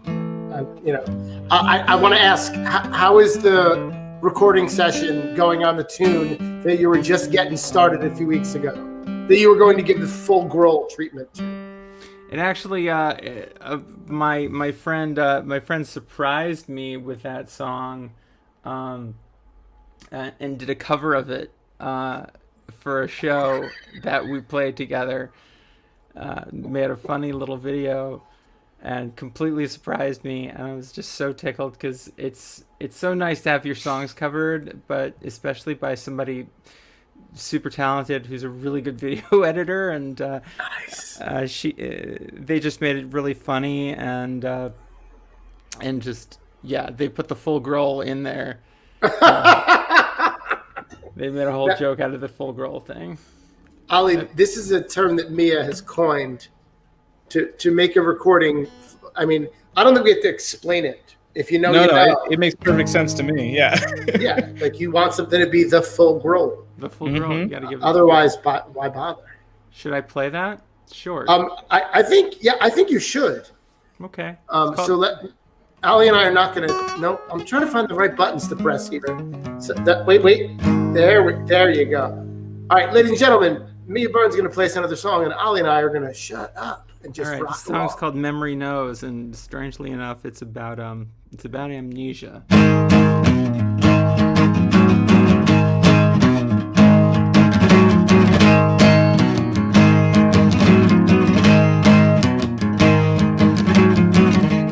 Memory knows one of my names. She wrote it down like I was the same. Twisted it round like sand in the waves. Memory knows the secretest place. Did I invent this? Every 5 minutes, the shape, the motif is repeat and repeat till I'm breathless. Till I'm breathless. Till I'm breathless. Till I'm breathless. Till I am.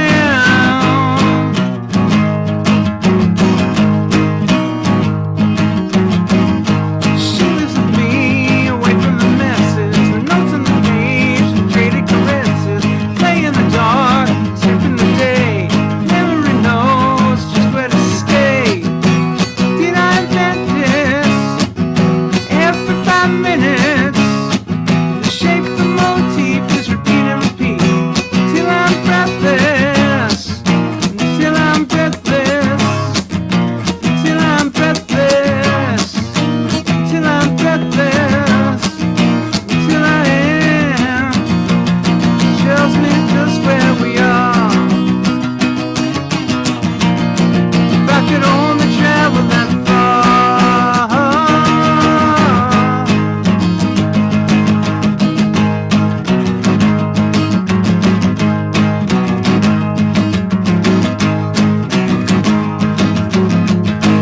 Memory wants me like it just happened. Something familiar, fingers are tapping. Shadow comes in, if I didn't happen. Saying hello, she starts to laugh. Did I invent this?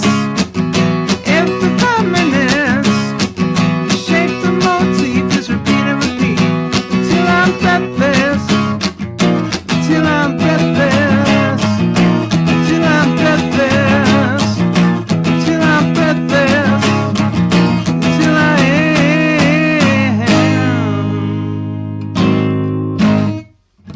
am. Wow! Sorry. Yeah. That was indeed the full growl. Perhaps the full growl unplugged, but the Big full growl. fan of full growl. Full growl. So what else do you have going on tonight? I made salmon. I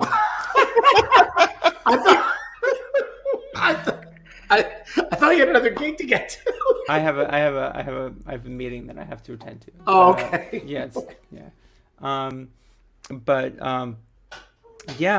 Mostly tonight I'm going to try to. I've been not sleeping well because I'm worried. I'm worried about this state of everything. But it's sure great to see your face, and I was thinking about you the other day because I watched Soul. I actually was going to send you a text, and I was just like, oh God, I miss New York. I miss playing with everybody. It was really nice that Big City Folk tweeted about us today, and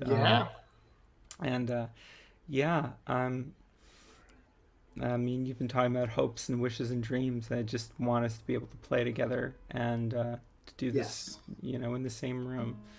Yes. And I feel, but I don't know. I want to get taken away to that special place, you know, and it's hard to do it. I mean, like I can do it on my own, but it's not the same thing as jamming with your friends.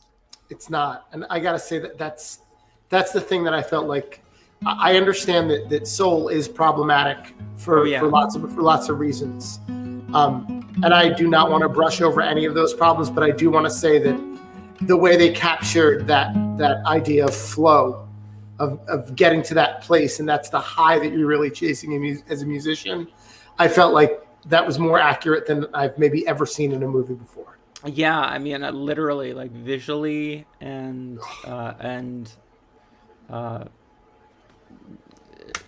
it was just it moved me deeply to see that moment, and then to have it explained later as what it actually was. I was just like, wow. Yeah, This is gonna make a lot of kids love music, which is great. I mean, yeah, you're right. The movie is hella problematic in a lot of ways, but at the same time, you know, I love Jean Baptiste a lot. And oh yeah, he did some.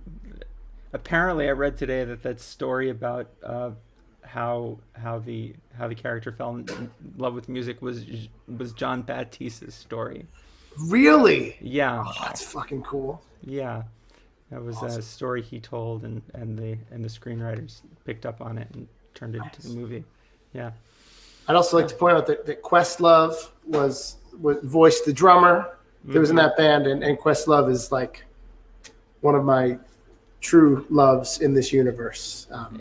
It's such a great. It really does capture life as a musician in New York in a way that, and you know, our lives as musicians in New York in a way that I've never seen anything captured, and it made me very homesick, and in many ways, and also not. I'm just like, I know that feeling of running across town because my fan split open.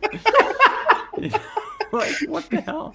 My wife said, she's like, this is a really good New York in this movie. Like, it took an animated movie to get this right, but this is the best New York she feels like she's ever seen on screen. Yeah, which the one that beats the crap out of you and then falls in love with you. Pretty much. You're so tired, you sit down on a stoop, and then you look up at the sky, and everything's perfect. Yeah. Yep. Well, Mia, here's to Rockwood 2021. Me sitting in the audience while you do your thing, and then the next night us doing this show live somewhere, because that's the goal for me in 2021, to get to do this show, but with an actual audience, like a live audience. I think it's great. I think that you've really developed a thing here, and I think that I think that people are going to want stuff like this. I think the one thing that we can really pull out of these pandemic times is that we've had to invent new ways of communicating with each other that are very, very intimate, even though we're separated. And I think what you've created here is part of that. So kudos to you. And let's do this on stage somewhere. Cool. Thank you so much, Mia. Enjoy the salmon. Thank you. Have a great night. Good night, everyone. See you Thanks soon. Good night. Oh, yay, Mia Byrne. Oh, Mia is connected. Yeah. And she's connected to another like big venue part of my life. Mia attended bar and played at Banjo Jim's, which I don't know this one. they closed down, I think like 10 years ago now. But you know, everybody has that place in New York where they're like, oh, and then so-and-so closed and everything fucking changed. Yeah. Banjo Jim's was my first one of those because I played there. That's always happening in New York, though, right? And I'm sure it's going to happen a lot in this next year or so. But yeah, I played there the third Saturday of every month with a band from 10 to midnight with an old time, like a folk group I was with. And I learned more in those 3 years of playing that gig than at any other period in my life as a musician. Like about how to interact with the audience, and it was magic. I love Banjo Jim's, and me is always gonna be a part of that. How you doing? You got your sound stuff sorted? It was just I think so, but you've got a cadre of musicians. I'm just having fun hanging out. I'm like, we should just see who's next, you know? Well, I definitely I know that our next guest has places to be and people to be with because she's like a fucking national superstar. So, and this is somebody that has given me an online platform and a real life platform to perform on so many times over the years.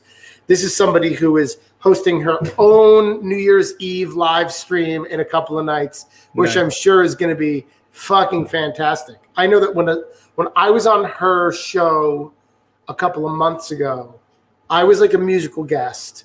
They also had a live cooking demonstration, which was pretty awesome. There was a lot of just basic chit chat. There was a trivia portion of the show after I left. And I was like, what the fuck is this crazy internet 2020 shit? And why am I not surprised that this is what Sarah Donner is making happen? Oh, by the way, ladies and gentlemen, Sarah Donner. We like to say we are the shit show you need in times like these. I think I'm very close to putting together a T-shirt for our show that says that. So. I would happily. I would buy that show. Shit, yeah. I would buy that shirt. By the way, Sarah, Ollie, Yes. Ollie, Hello. Sarah. It's good to meet you. Hi, nice to meet you. I enjoyed your music. I did jump in when you had some volume. Oh, troubles, what snippets of it we could hear. Definitely check out his album, The Last American. It's so good. Awesome. And I think you and Michael would like it too. Like I think bet there's we would. things Oh, about yeah. it that, you know. He's here. Michael. This guy. He may sing a song with me. Really? Yes. Oh, well, fantastic. Will you sing us a song? How am I? Oh, do you want me to sing your song now? I mean, yes and no, because I feel like I could sit here and chat with you for another hour and a half. Okay. Because that's how it goes. But I'm doing okay. How are you doing? I'm doing all right. Yeah, I feel like that question always comes with the caveat of in these times. I am doing, but I had the unfortunate circumstance a couple of days ago of forgetting to take my antidepressant, and it's kind of a new one, and I didn't know how much it would fuck me up, and so I'm finally doing a lot better than I was yesterday and the day before in terms of like my heart beating out of my chest and just like a lot of like oh my gosh. But there apparently I didn't know this, some antidepressants have a much shorter half-life than others, and so like if you skip one dose. Wow. I was looking it up on Reddit today. I was like, why is my heart still beating it out of my chest? And someone was like, my life descended into hell when I missed one dose of this thing. And then I was like, okay, I feel a little bit better about my crazy the past 2 days. So. But yeah, I'm on the up. I'm on the up now, so hello. Ollie, I know that Ollie said earlier that he enjoys that I occasionally dabble in the world of mental health talk in my music. I do too. Yep. And that is, I was going to say, that's something that I felt comfortable doing after hearing Sarah do it. So, so I'm going to step back here. Okay. No pressure to play mental health songs. I know you said you have a new one you want to play too. I do. Yeah, I'm gonna play my new song that I released a couple weeks ago. Well, then Ollie and I are going to step back for a minute and let you do your thing. Cool. Sarah Donner, ladies and gentlemen. Thank you. So the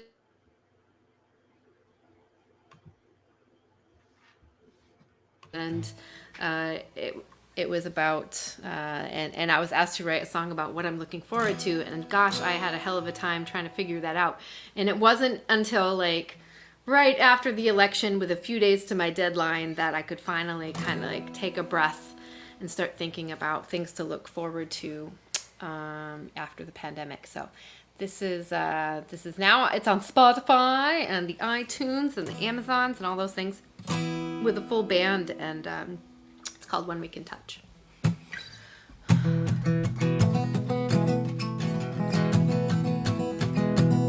Somewhere a voice is singing, somewhere a hand is hanging on, somewhere it's sick of sitting.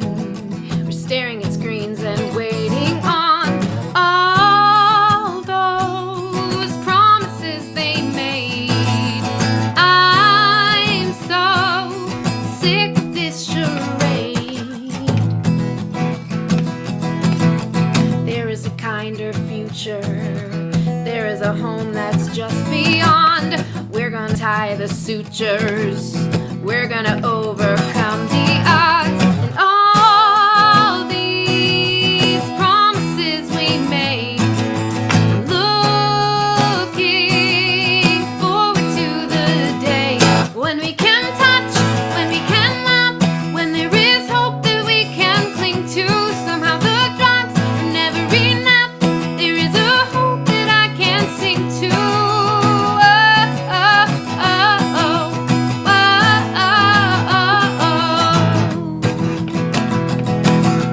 Raise up your glass to science. Raise up your glass to new frontiers. Girls gonna break the ceilings. Believing in facts, won't that be weird? Feeling calm and feeling safe.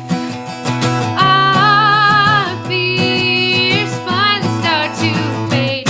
When we can touch, when we can love, when there is hope that we can cling to. Somehow the drugs are never enough. I need a hope that I can sing to. Oh, oh, oh, oh, oh, oh, oh, oh, oh, oh, oh.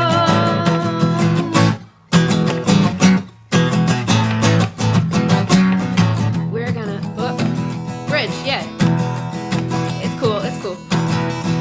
Will you come through when we need you? When we need you, will you come through? When you come through, when we need you, when we need you, will you go to great lengths to be the one we need? Someday, soon we're gonna see that we can touch, that we can love, that there is hope that we can cling to. When we can touch, yeah, we can love. There is a song that we can sing to. Oh, oh, oh, oh, oh, oh, oh, oh,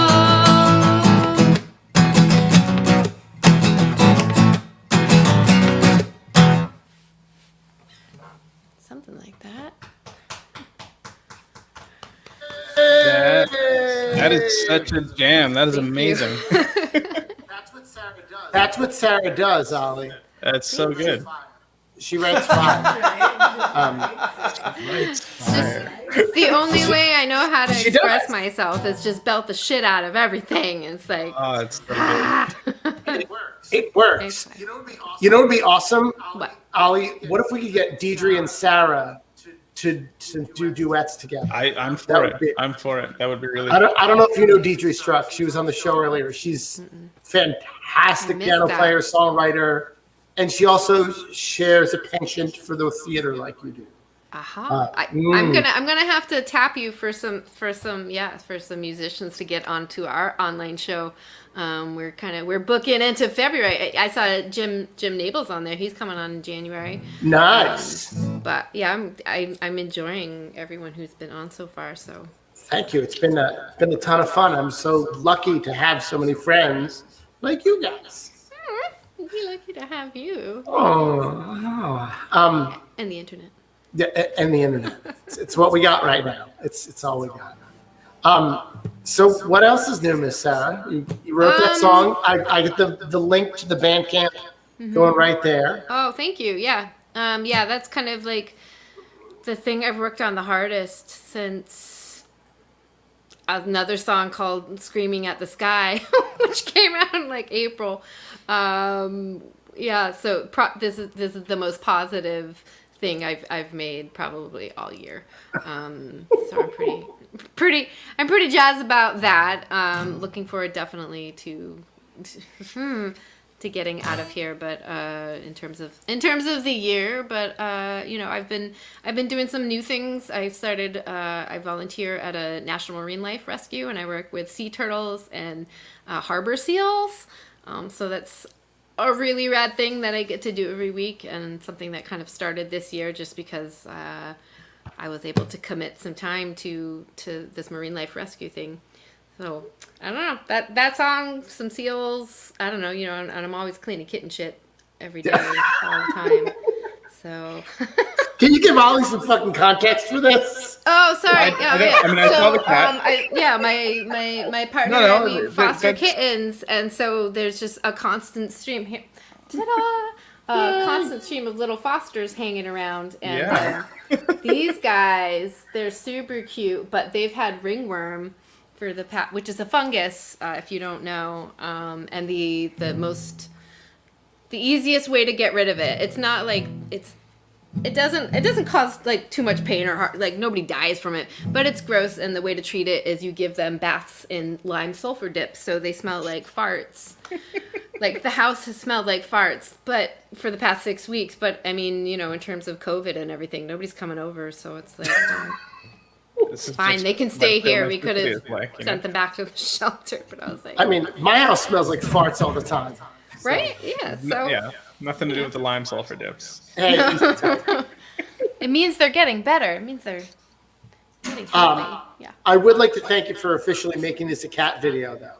When somebody yeah. goes and watches it, it's now, You're welcome. it can trend. It can be viral because it's a fucking cat video. It's an On brand. hour and, no, it's a 2 hour and 20-minute cat video at this point. But, Oh, you know. good. Yeah, anytime you need some cat content, you just hit me up and I'll like toss you some MP4s of any kitten content you need. You let me know.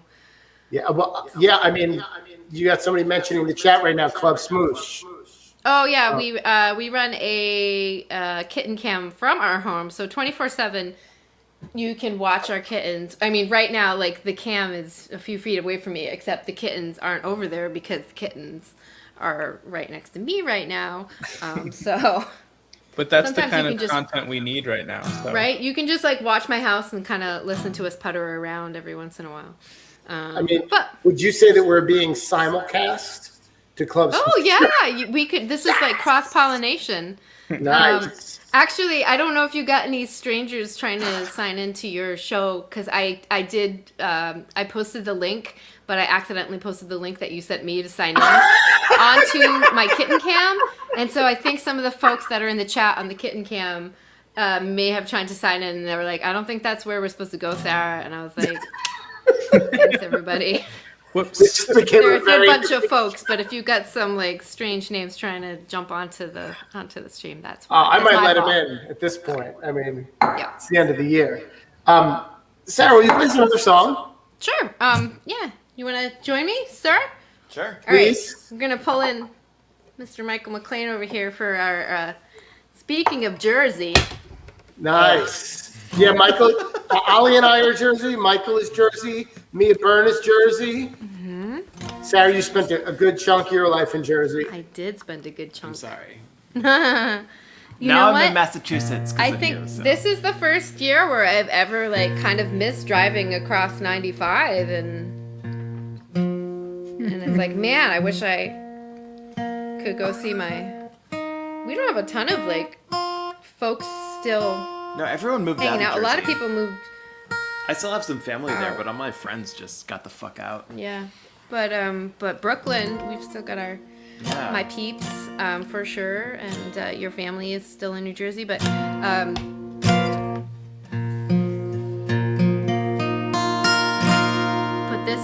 this is called Overrated New Year, and I love this song. I feel like I already love it. Yeah.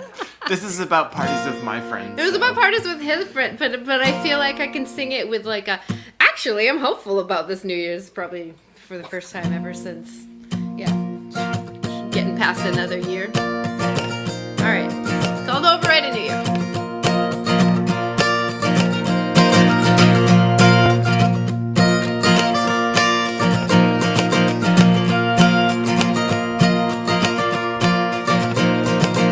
Christmas colored morning,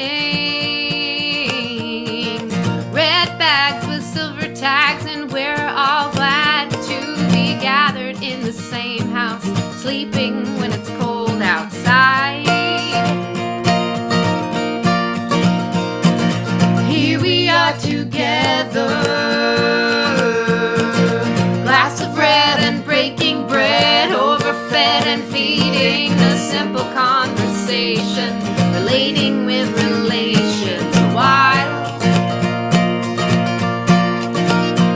An overrated New Year, our promise is put on trial. Oh, come ye faithful, hopeful children. Oh, no one here is blameless. No one else can take this guilt and burden. Turn it into kindness that compels us. Someone else could show us how to trust.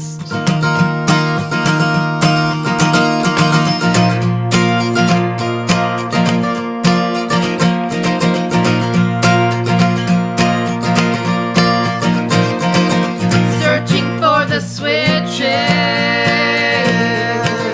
to ignite electrics. It wavers, it flickers, and with a flick, you unstick the stubborn night.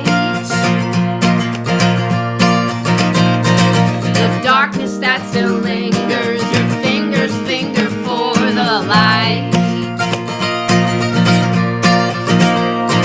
Oh, come ye faithful, hopeful children. Oh, no one here is blameless. No one else can take this guilt and burden. Turn it into kindness that compels us. Someone else could show us how to trust. Stillness with a sunrise, all alone and still unknown. Your phone, it won't be shattering the silence that's priceless. This perfect peace. And butter on your breakfast can't replace the things you need. Oh, come ye faithful, hopeful children. Oh, no one here is blameless. No one else can take this guilt and burden. Turn it into kindness that compels us. Someone else could show us. Oh, come ye faithful, hopeful children. Oh, come ye faithful, hopeful children. Oh, come ye faithful, you hopeful children. Come ye faithful, you hopeful children. Oh, come ye faithful, hopeful children. Oh, no one here is blameless. No one else can take this guilt and burden. Turn it into kindness that compels us. Someone else could show us how to trust.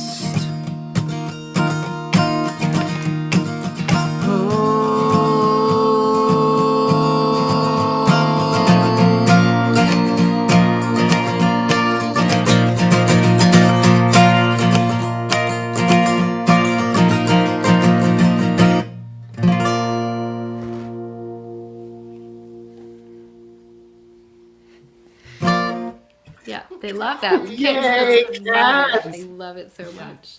Yeah, I'm glad. I don't think I can describe how jealous I am of that song. Oh my god, I wish I wrote that song like 100 times. I wish I wrote that song. Oh, that's sweet. Well, what you need to do is come hang out on New Year's Eve at Bob's house.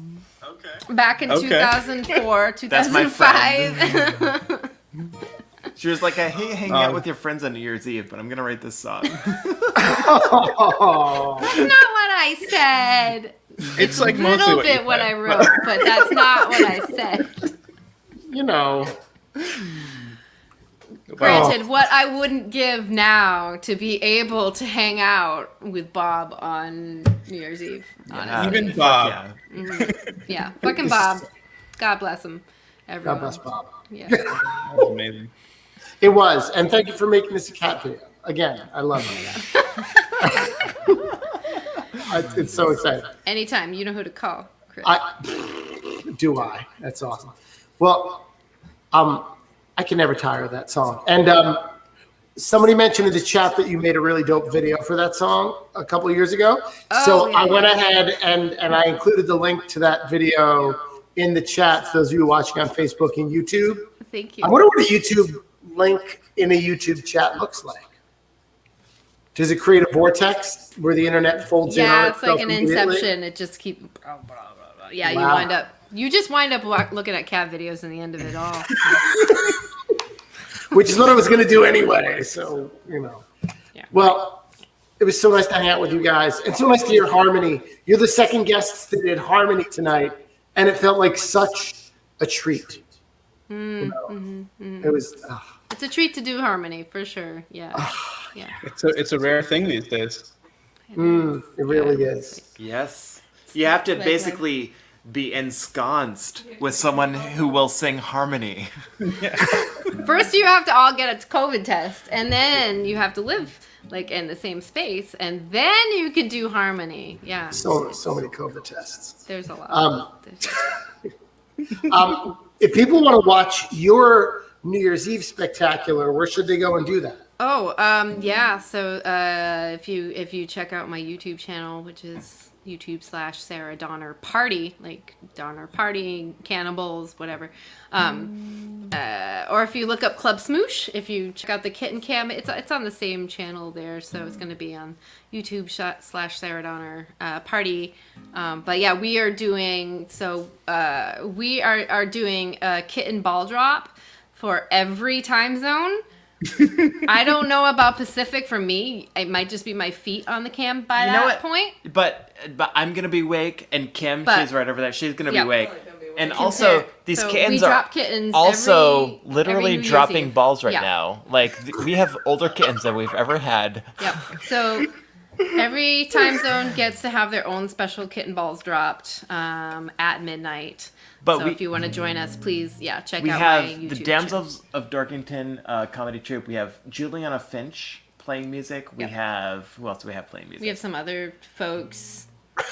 We have I don't know. Honestly, I mean, like I said, it's the shit show that you need in times like these. We have Kristen fucking Ford. She's a rock star. She's gonna be playing for the Central Time. Sure. Yeah. And we have I don't know. Kim Smith playing for Central Time, and we There's have someone we other haven't people to booked go yet. on this show. This is not a commercial. It's for gonna be a our good New show. Year's Eve. At the moment, it is a commercial, and It I'm just for turned it. into one. So, It's also cat pornography. Like, what the fuck is there was consent. He signed a waiver weeks ago for this, so he's fine. He's fine. Thanks guys for having us. Oh boy. Well, my life here is over permanently. For it will never be cat porn again. Great. Okay. All right, Michael and Sarah. There is no other note to go out on, so that's going to be it. Thank you so much. All right. Thanks. Happy New Year. Happy See you New guys Year, later. everybody. Happy New Year.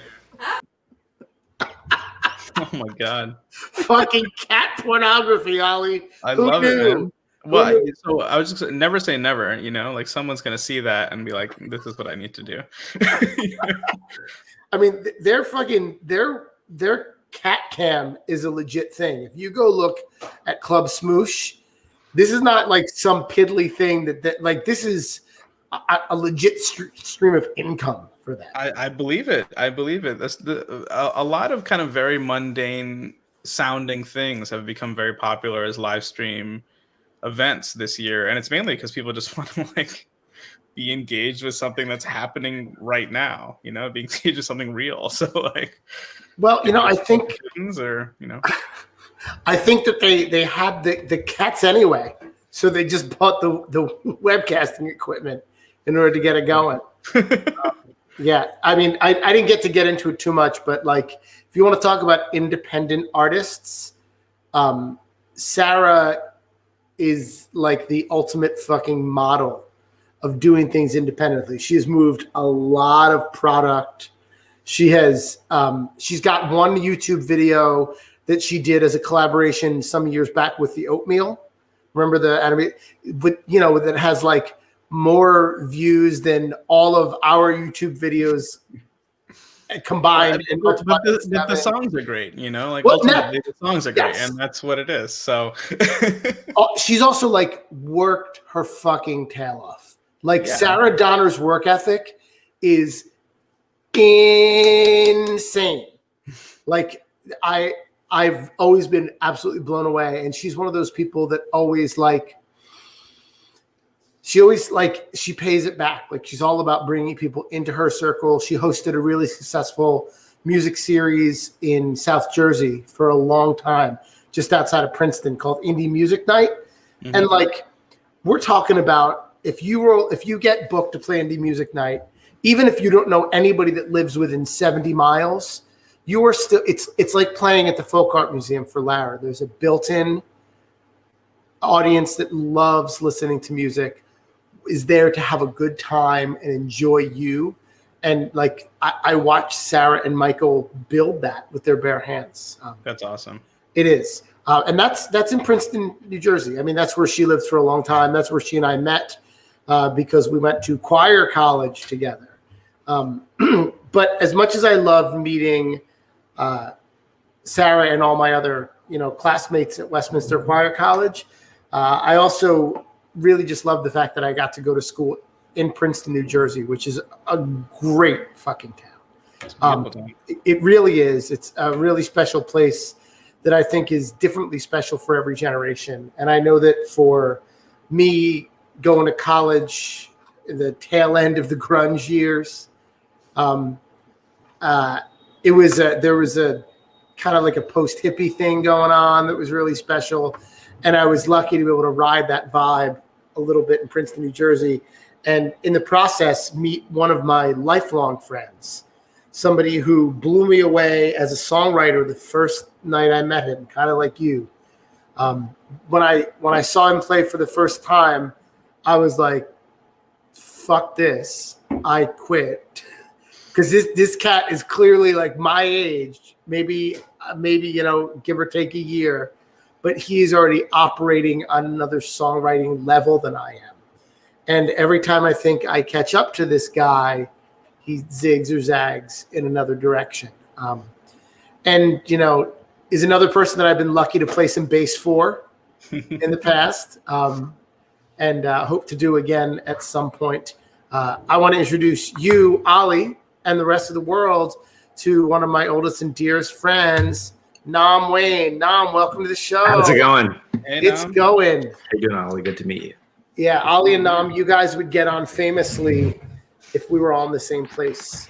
Actually, Ollie, what I've wanted for a very long time was to sit Nam and EW down together and just kind of let them pick at each other's brains.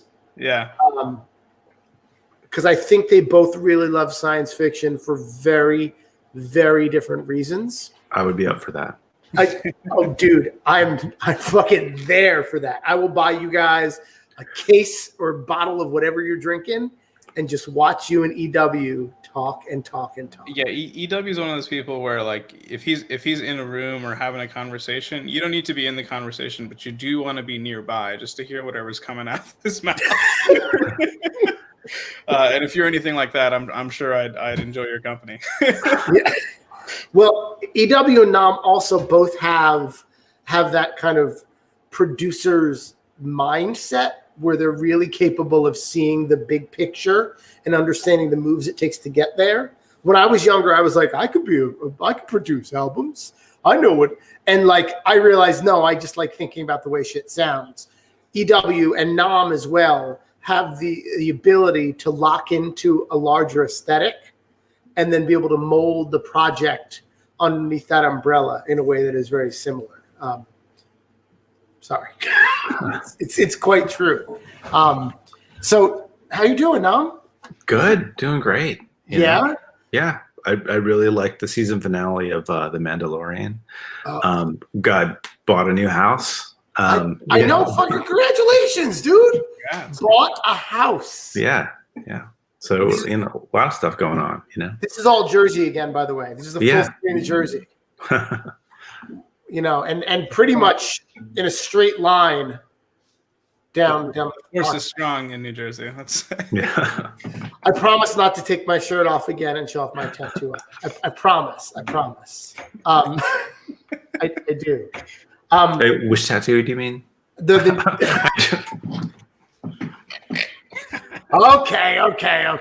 You almost got me there. Now, Ollie's never heard you play songs before. Actually, you know what? You came to Song Club. I don't know if not Ollie was there that week. You came to Song Club with me at Faulkner one time, and you crushed it. I think there was somebody who played on here who was on Song Club. I don't remember her name. But, Probably it might have been Deidre. It might have been, I don't know. But yeah. Ollie is there all the time. Actually, EW, who we were talking about, produced Ollie's album that came out a few months ago, and it is a fantastic album. Best album of 2020, hands down. And this is the year where Bill Frisell put out arguably the best album of his career, so that's saying something.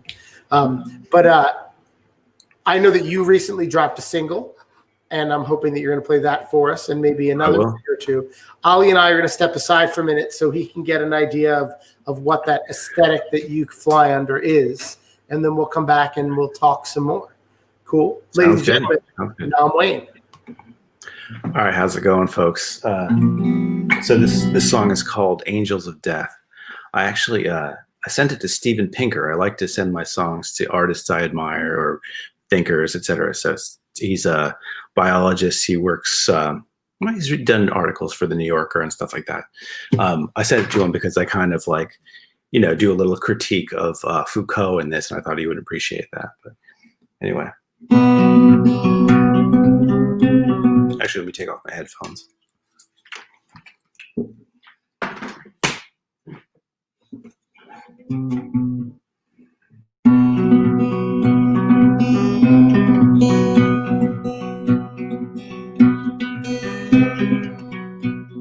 The master and Jeff Bezos, they rode a tornado that touched down along County 1. The skies turned to meth and the angels of death rode bicycles round the sun. The SVR shouts through left and right mouths in ventriloquist voices of war. Economies of outrage deployed from the front page that linked to the company store.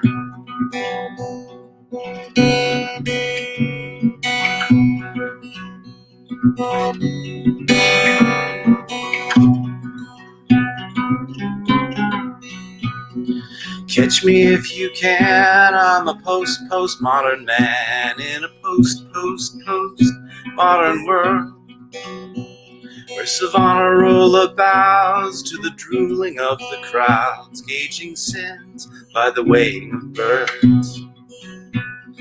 Quilt work stealth bombers circle left around through the kitchens and laundry rooms of time. Signs are unearthed and a possum gives birth and a Costco sends to the sky.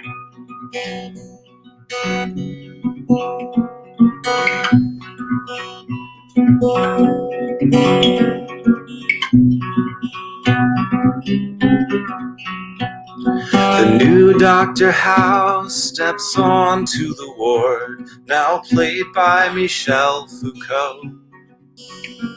He says skip the vaccine for the C19. The empirical is a construct of control. So with what will you measure the truth of my words? My note cards will give you a hand. Reject what is clear to your eyes and your ears. It's our last, most essential command.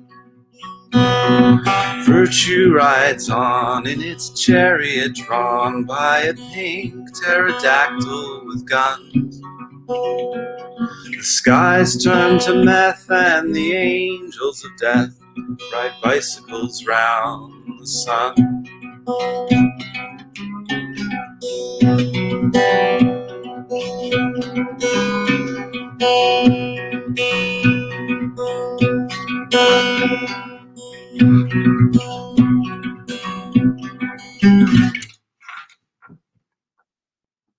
Oh, here, let me put my headphones back on. All right, there we are. Can you hear me?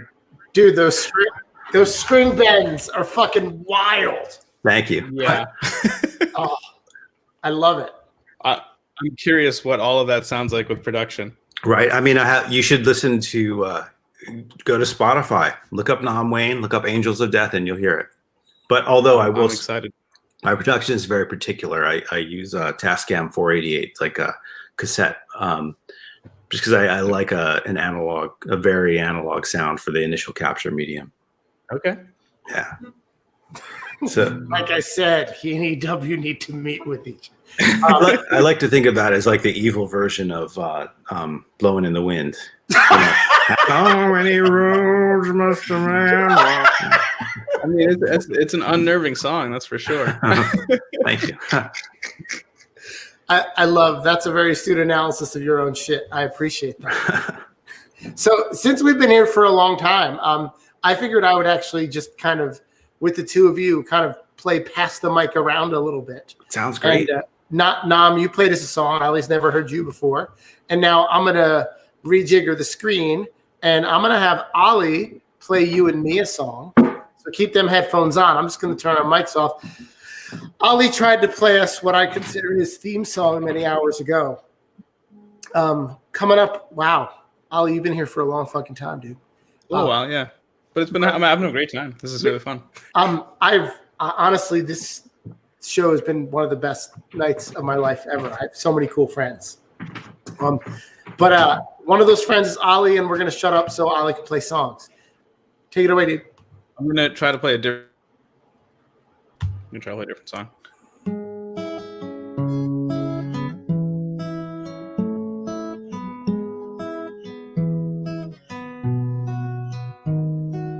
Every day we bank on routine, and someone there who's hurting more than me, screaming at our screens, crying, please remember me and hold me close. Hold me close, hold me close, hold me close.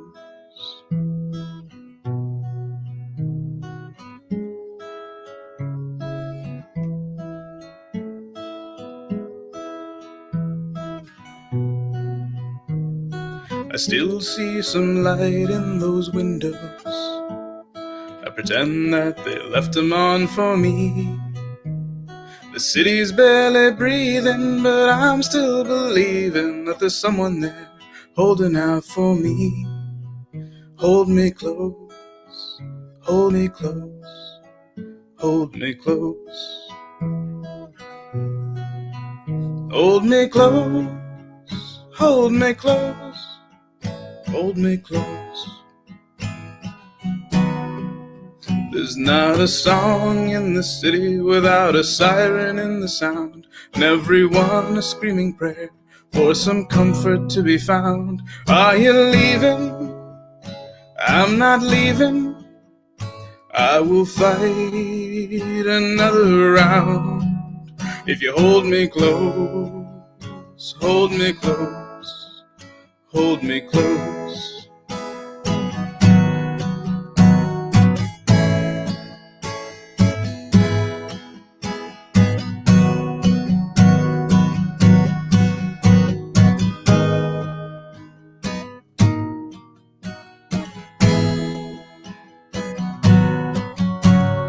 I still believe that there's a song somewhere for me, and I still believe that on the far side is joy, and I can believe in you.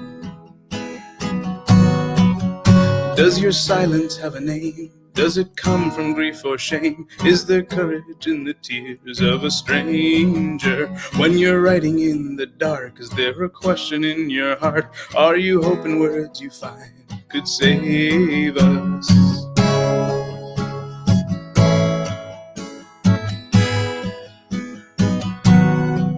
There's not a song in the city without a siren in the sound, and everyone a screaming prayer for some comfort to be found. Are you leaving? I'm not leaving. I will fight another round. If you hold me close, hold me close, hold me close.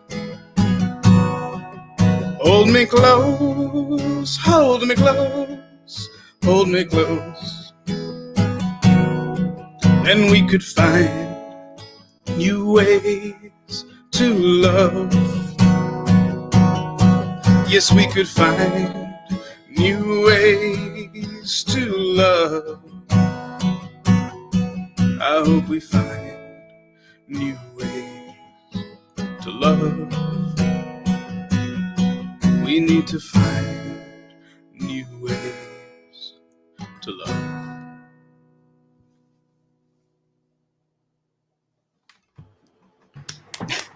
Yeah, dude. Nice. I like that. Yeah, I like that. The sirens bit. That's so true. Yeah, that's. I feel like that's the most New York lyric I've ever come up with.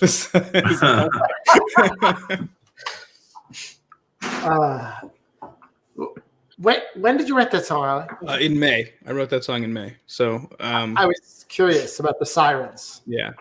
I will say this. Nam lived in Brooklyn for a very long time. Lived up in Greenpoint. I'm trying to think. Did you live in other neighborhoods? I'll never forget your Greenpoint, Pat. Washington Heights. Oh, that's right. You lived in the Shire. Yeah. You right. did. That was cool. You came up, you visited. We had the long, Hobbit pipes. That was awesome. Yeah, and the entrance to the train was like in this side of a wall. Epic. That was epic. But I will say, Nam, one of the things that will forever be like kind of etched into my brain for the rest of my fucking life are the near constant sirens that we heard in the months of April and May. It was the soundtrack to every single day.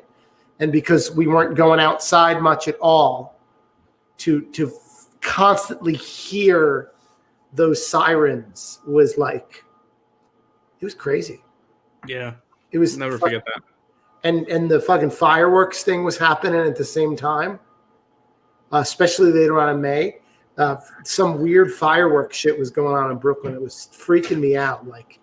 So it was like all night long you'd hear sirens and fireworks, and you're like, "What the fuck universe am I even living in?"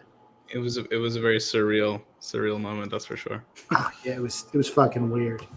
Nam, will you play us another song? Can I pass the mic to you? Yeah, sure. This one is going to be released on January 12th. I pitched it as a song written from the point of view of a vampire hunter who's falling in love with their quarry.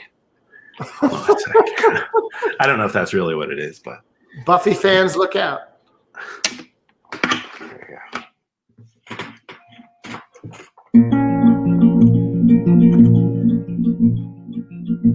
White marker and glow paint on the East Metro line. 000, bright center of the universe in its time.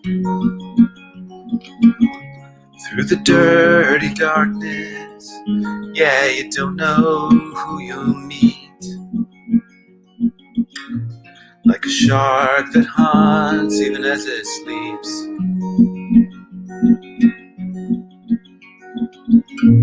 I've demonized you so I could exorcise you. I've demonized you 'cause I can't deny you. I know you by your ancient name. Capricorn is rising. There's no way out alive. It's just as the girl in your high school AV room prophesied. You've loved and lost, and you got wise. Now you know love is better than wisdom.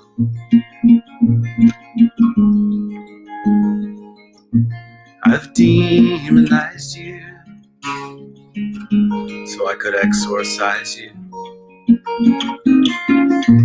I've demonized you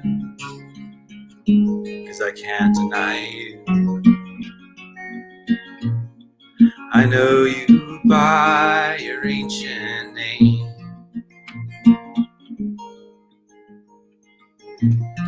Up a rainbow stairwell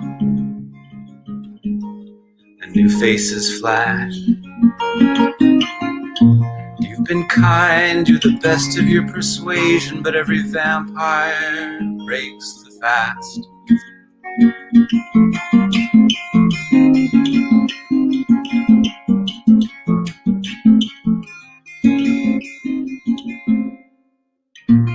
I've demonized you so I could exorcise you. I've demonized you, but I recognize you.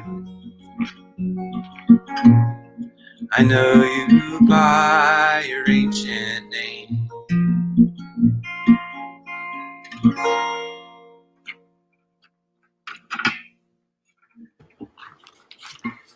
Nice, dude. Thank you. Fantastic. That was really nice. Thanks very much.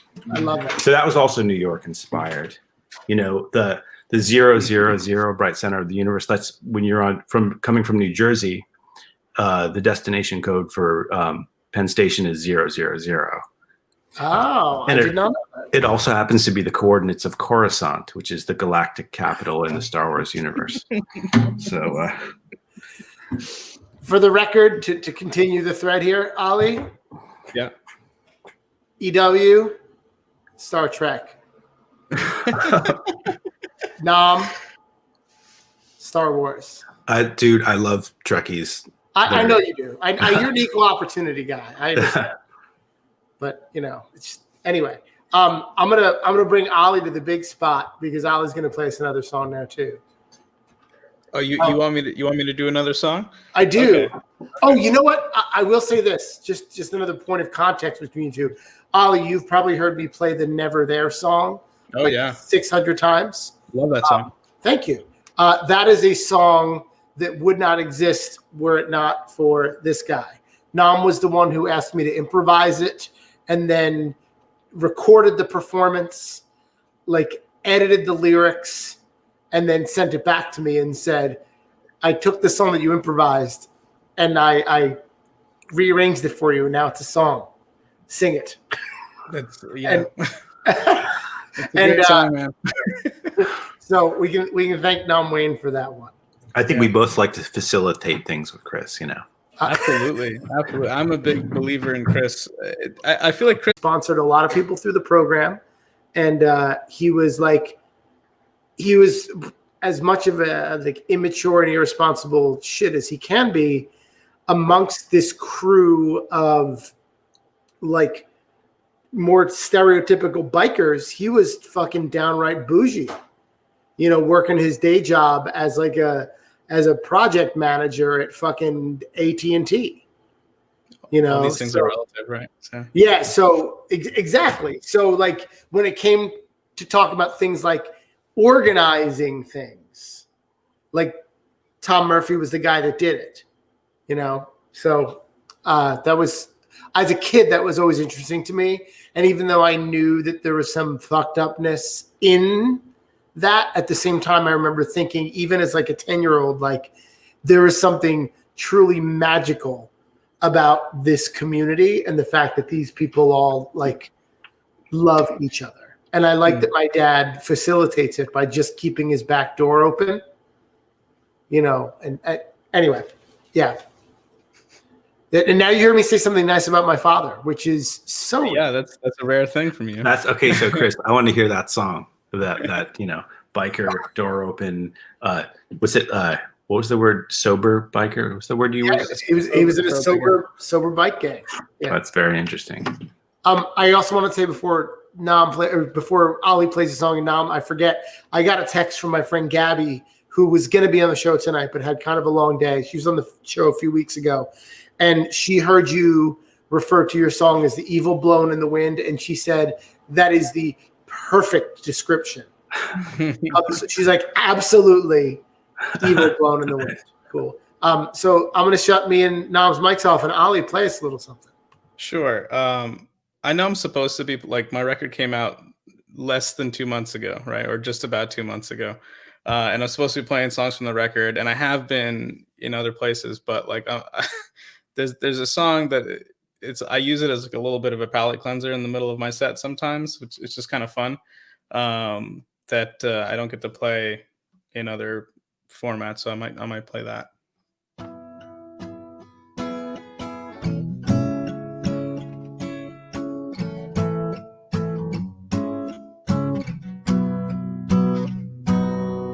I am trading my personal symbols for a modest collection of crystals from a little shore shack that sells weed out the back, but only for the trusted and faithful. And this one is good for anxiety, and this one an aura of clarity, and this one absorbs all the needles and barbs and the sniggering comments thrown back at me. And who's the asshole here? Who is the asshole here? Maybe you are the asshole here.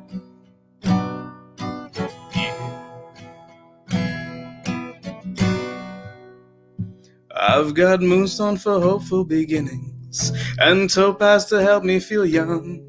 And I need lots of jade, 'cause I get headaches when I'm explaining this stuff.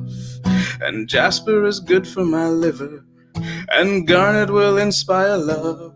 And I carry citrine to throw at enemies, and I can't think of what else it does. But who's the asshole here?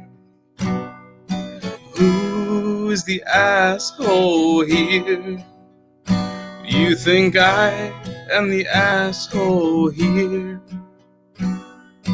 Yeah. But what do you know about meaning? Is it anything more than a feeling? When you're spending your time tasting blood in your wine, who are you to tell me about healing? And what makes you think you know better? Why is it you who gets to decide? Don't we all just believe in the things that we need? A little faith to help us get by. And who's the asshole here?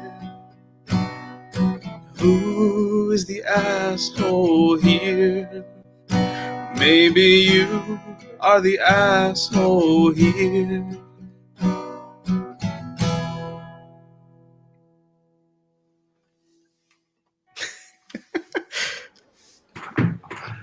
I am the asshole. I'm just, these are the fundamental questions that we have to ask each other. So I appreciate those fundamental questions. That's awesome, dude. Excellent. I have to say this, gentlemen. It's 11:51 p.m. I've been doing this show since 9 o'clock p.m. sharp. I'm so glad I brought these glasses along. I don't wear prescription glasses. These are just those blue light glasses. And I'm so thankful that I did, because I've been looking at this screen for 3 hours. And I think I would have an insanely bad headache were I not to be wearing these glasses. Blue light glasses. That's cool. So that makes you not get a headache? Well, I mean, for some people it works, for people it doesn't. It's just when you're looking at an LED screen and it just kind of shoots the entire color spectrum at you. Like when you buy LED light bulbs, they kind of do a certain part of the spectrum, but like a display screen on a computer or a TV is just like, and some people can be sensitive to some of the blue light in that spectrum. So they sell these fucking glasses. And I have to say, even if it's psychosomatic, I used to get headaches every Friday, because that was the one day of the week where I was online teaching pretty much on and off all day. I spent about 5.5 hours on the screen. And I was getting terrible headaches every Friday. And so I got these just saying maybe it'll work. And they have definitely helped. And Melissa Nice. says I look nice to them. So that's You do. You look great. Thank you. I appreciate that. This is going to be maybe a little unceremonious, but I think it might be time to go. And then you know what you should do? I think Nam and I should sign off, but you should play one more song and then call it a night. Sounds good to me. All right, I can play one more song. Yeah. I'm trying to think of there are people that live upstairs from this coffee shop. We'll play a quiet one. I'm gonna have to play a quiet one. So yeah, I'm putting out a single on January 22nd, and I played the A side at the top of the show. Now I've gotten another round of masters or mixes, whatever, since I said this first one. Yeah, I will send them your way, and Ali, I'd love to share them with you too, because there's actually I'm torn between two different ones to release, and I got to decide which one. I mean, the differences are subtle at this point, but I have to decide because I'd like to upload them and start the process in the next day or so, or a couple days, so I can guarantee they get released on January 22nd. I got somebody working on a video. Oh yeah, nice. Yeah, very fun. Same person that did the Talking Middle Earth Historiography Blues video. Cool. Yeah, I don't know if you guys have seen that one, but it is one of the weirdest, best, worst things on the internet. I know you guys have both heard me play that song. Nam, you actually recorded the version of the song that's out there. But if you guys have never actually watched the video that somebody made for that song I'm for not sure that I did. I just go to YouTube and look for Talking Middle Earth Historiography Blues. It's this guy that just has the most like twisted, awesome sense of humor, and it looks like the internet circa like 1998. Okay. Does it have like the taking the Hobbits to Isengard or like? No, but like there are all sorts of clips from those movies and a bunch of other places that we in no way, shape, or form have the rights to, that are just all over there. And at some point, there are just random clips from the Superman movies. And one of them goes on inordinately long for like 20 seconds. That sounds like a great music video. There's just like a silent clip from fucking Superman. I'm not sure if it's one or two. Like, and hear me singing this song about Lord of the Rings, and there's just rant. Thank you so much, Ali, for hanging out for so long tonight. Thank you, as always, for being a part of this. Thank you to everybody that appeared on the show tonight. If you're still out there watching or not, thank you to the people that have been tuning in week after week for the last several months. It's going to be a new year next Tuesday, but it's going to be, the same show. I'll be back here. I'm actually not going to have a special guest next week. I'm going to start the year simple, do it on my own, and then I will have special guests lined up just after that. So I'll play one more song once these guys bounce. Thank you so much to both of you. Much love, and I'll see you on the other side. Take care. Take care. Good to meet you. Great to meet you too, now. Happy New Year, Chris. Thanks, Ollie. Happy New Year. Happy New Year.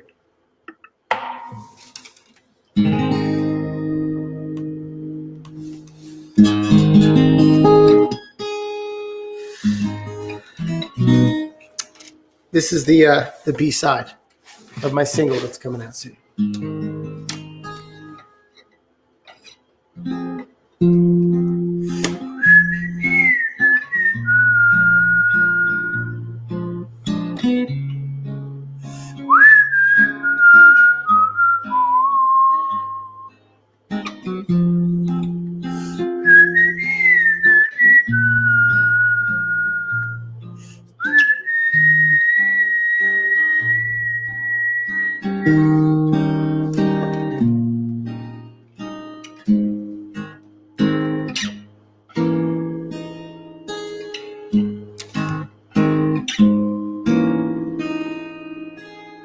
Dear Mr. Tree, I don't like your song, but when you sing it, all the flowers sing along.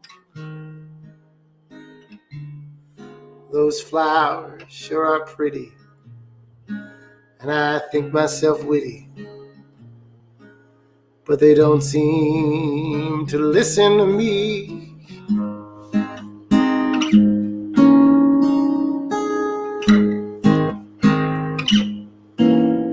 You've got handsome charisma and dexterous limbs, but that's nothing but a gimmick, well disciplined. So I don't want to be you. Hell, I don't want to see you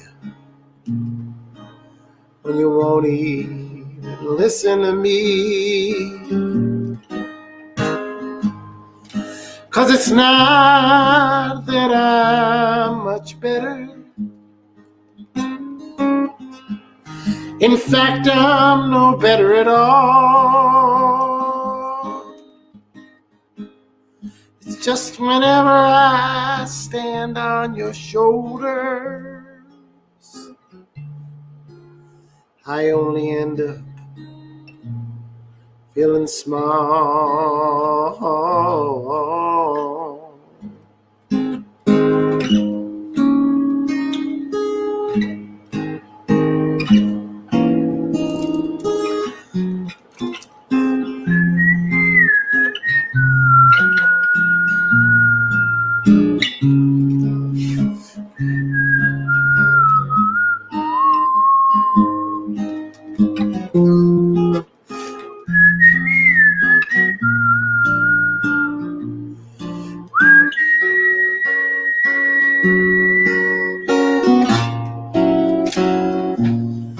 Cause it's not that I'm much better. In fact, I'm no better at all. It's just whenever I stand on your shoulders, I only end up feeling small. I only end up feeling small. I only end up feeling small.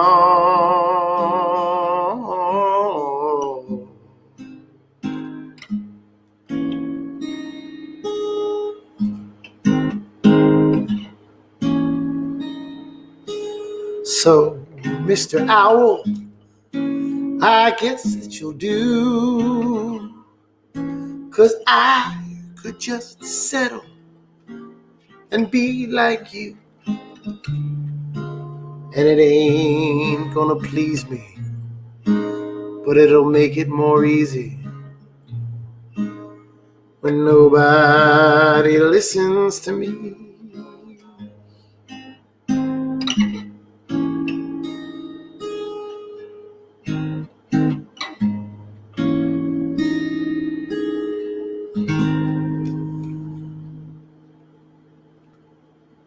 Thanks to everybody that listened in 2020. I'll see y'all back here in 2021.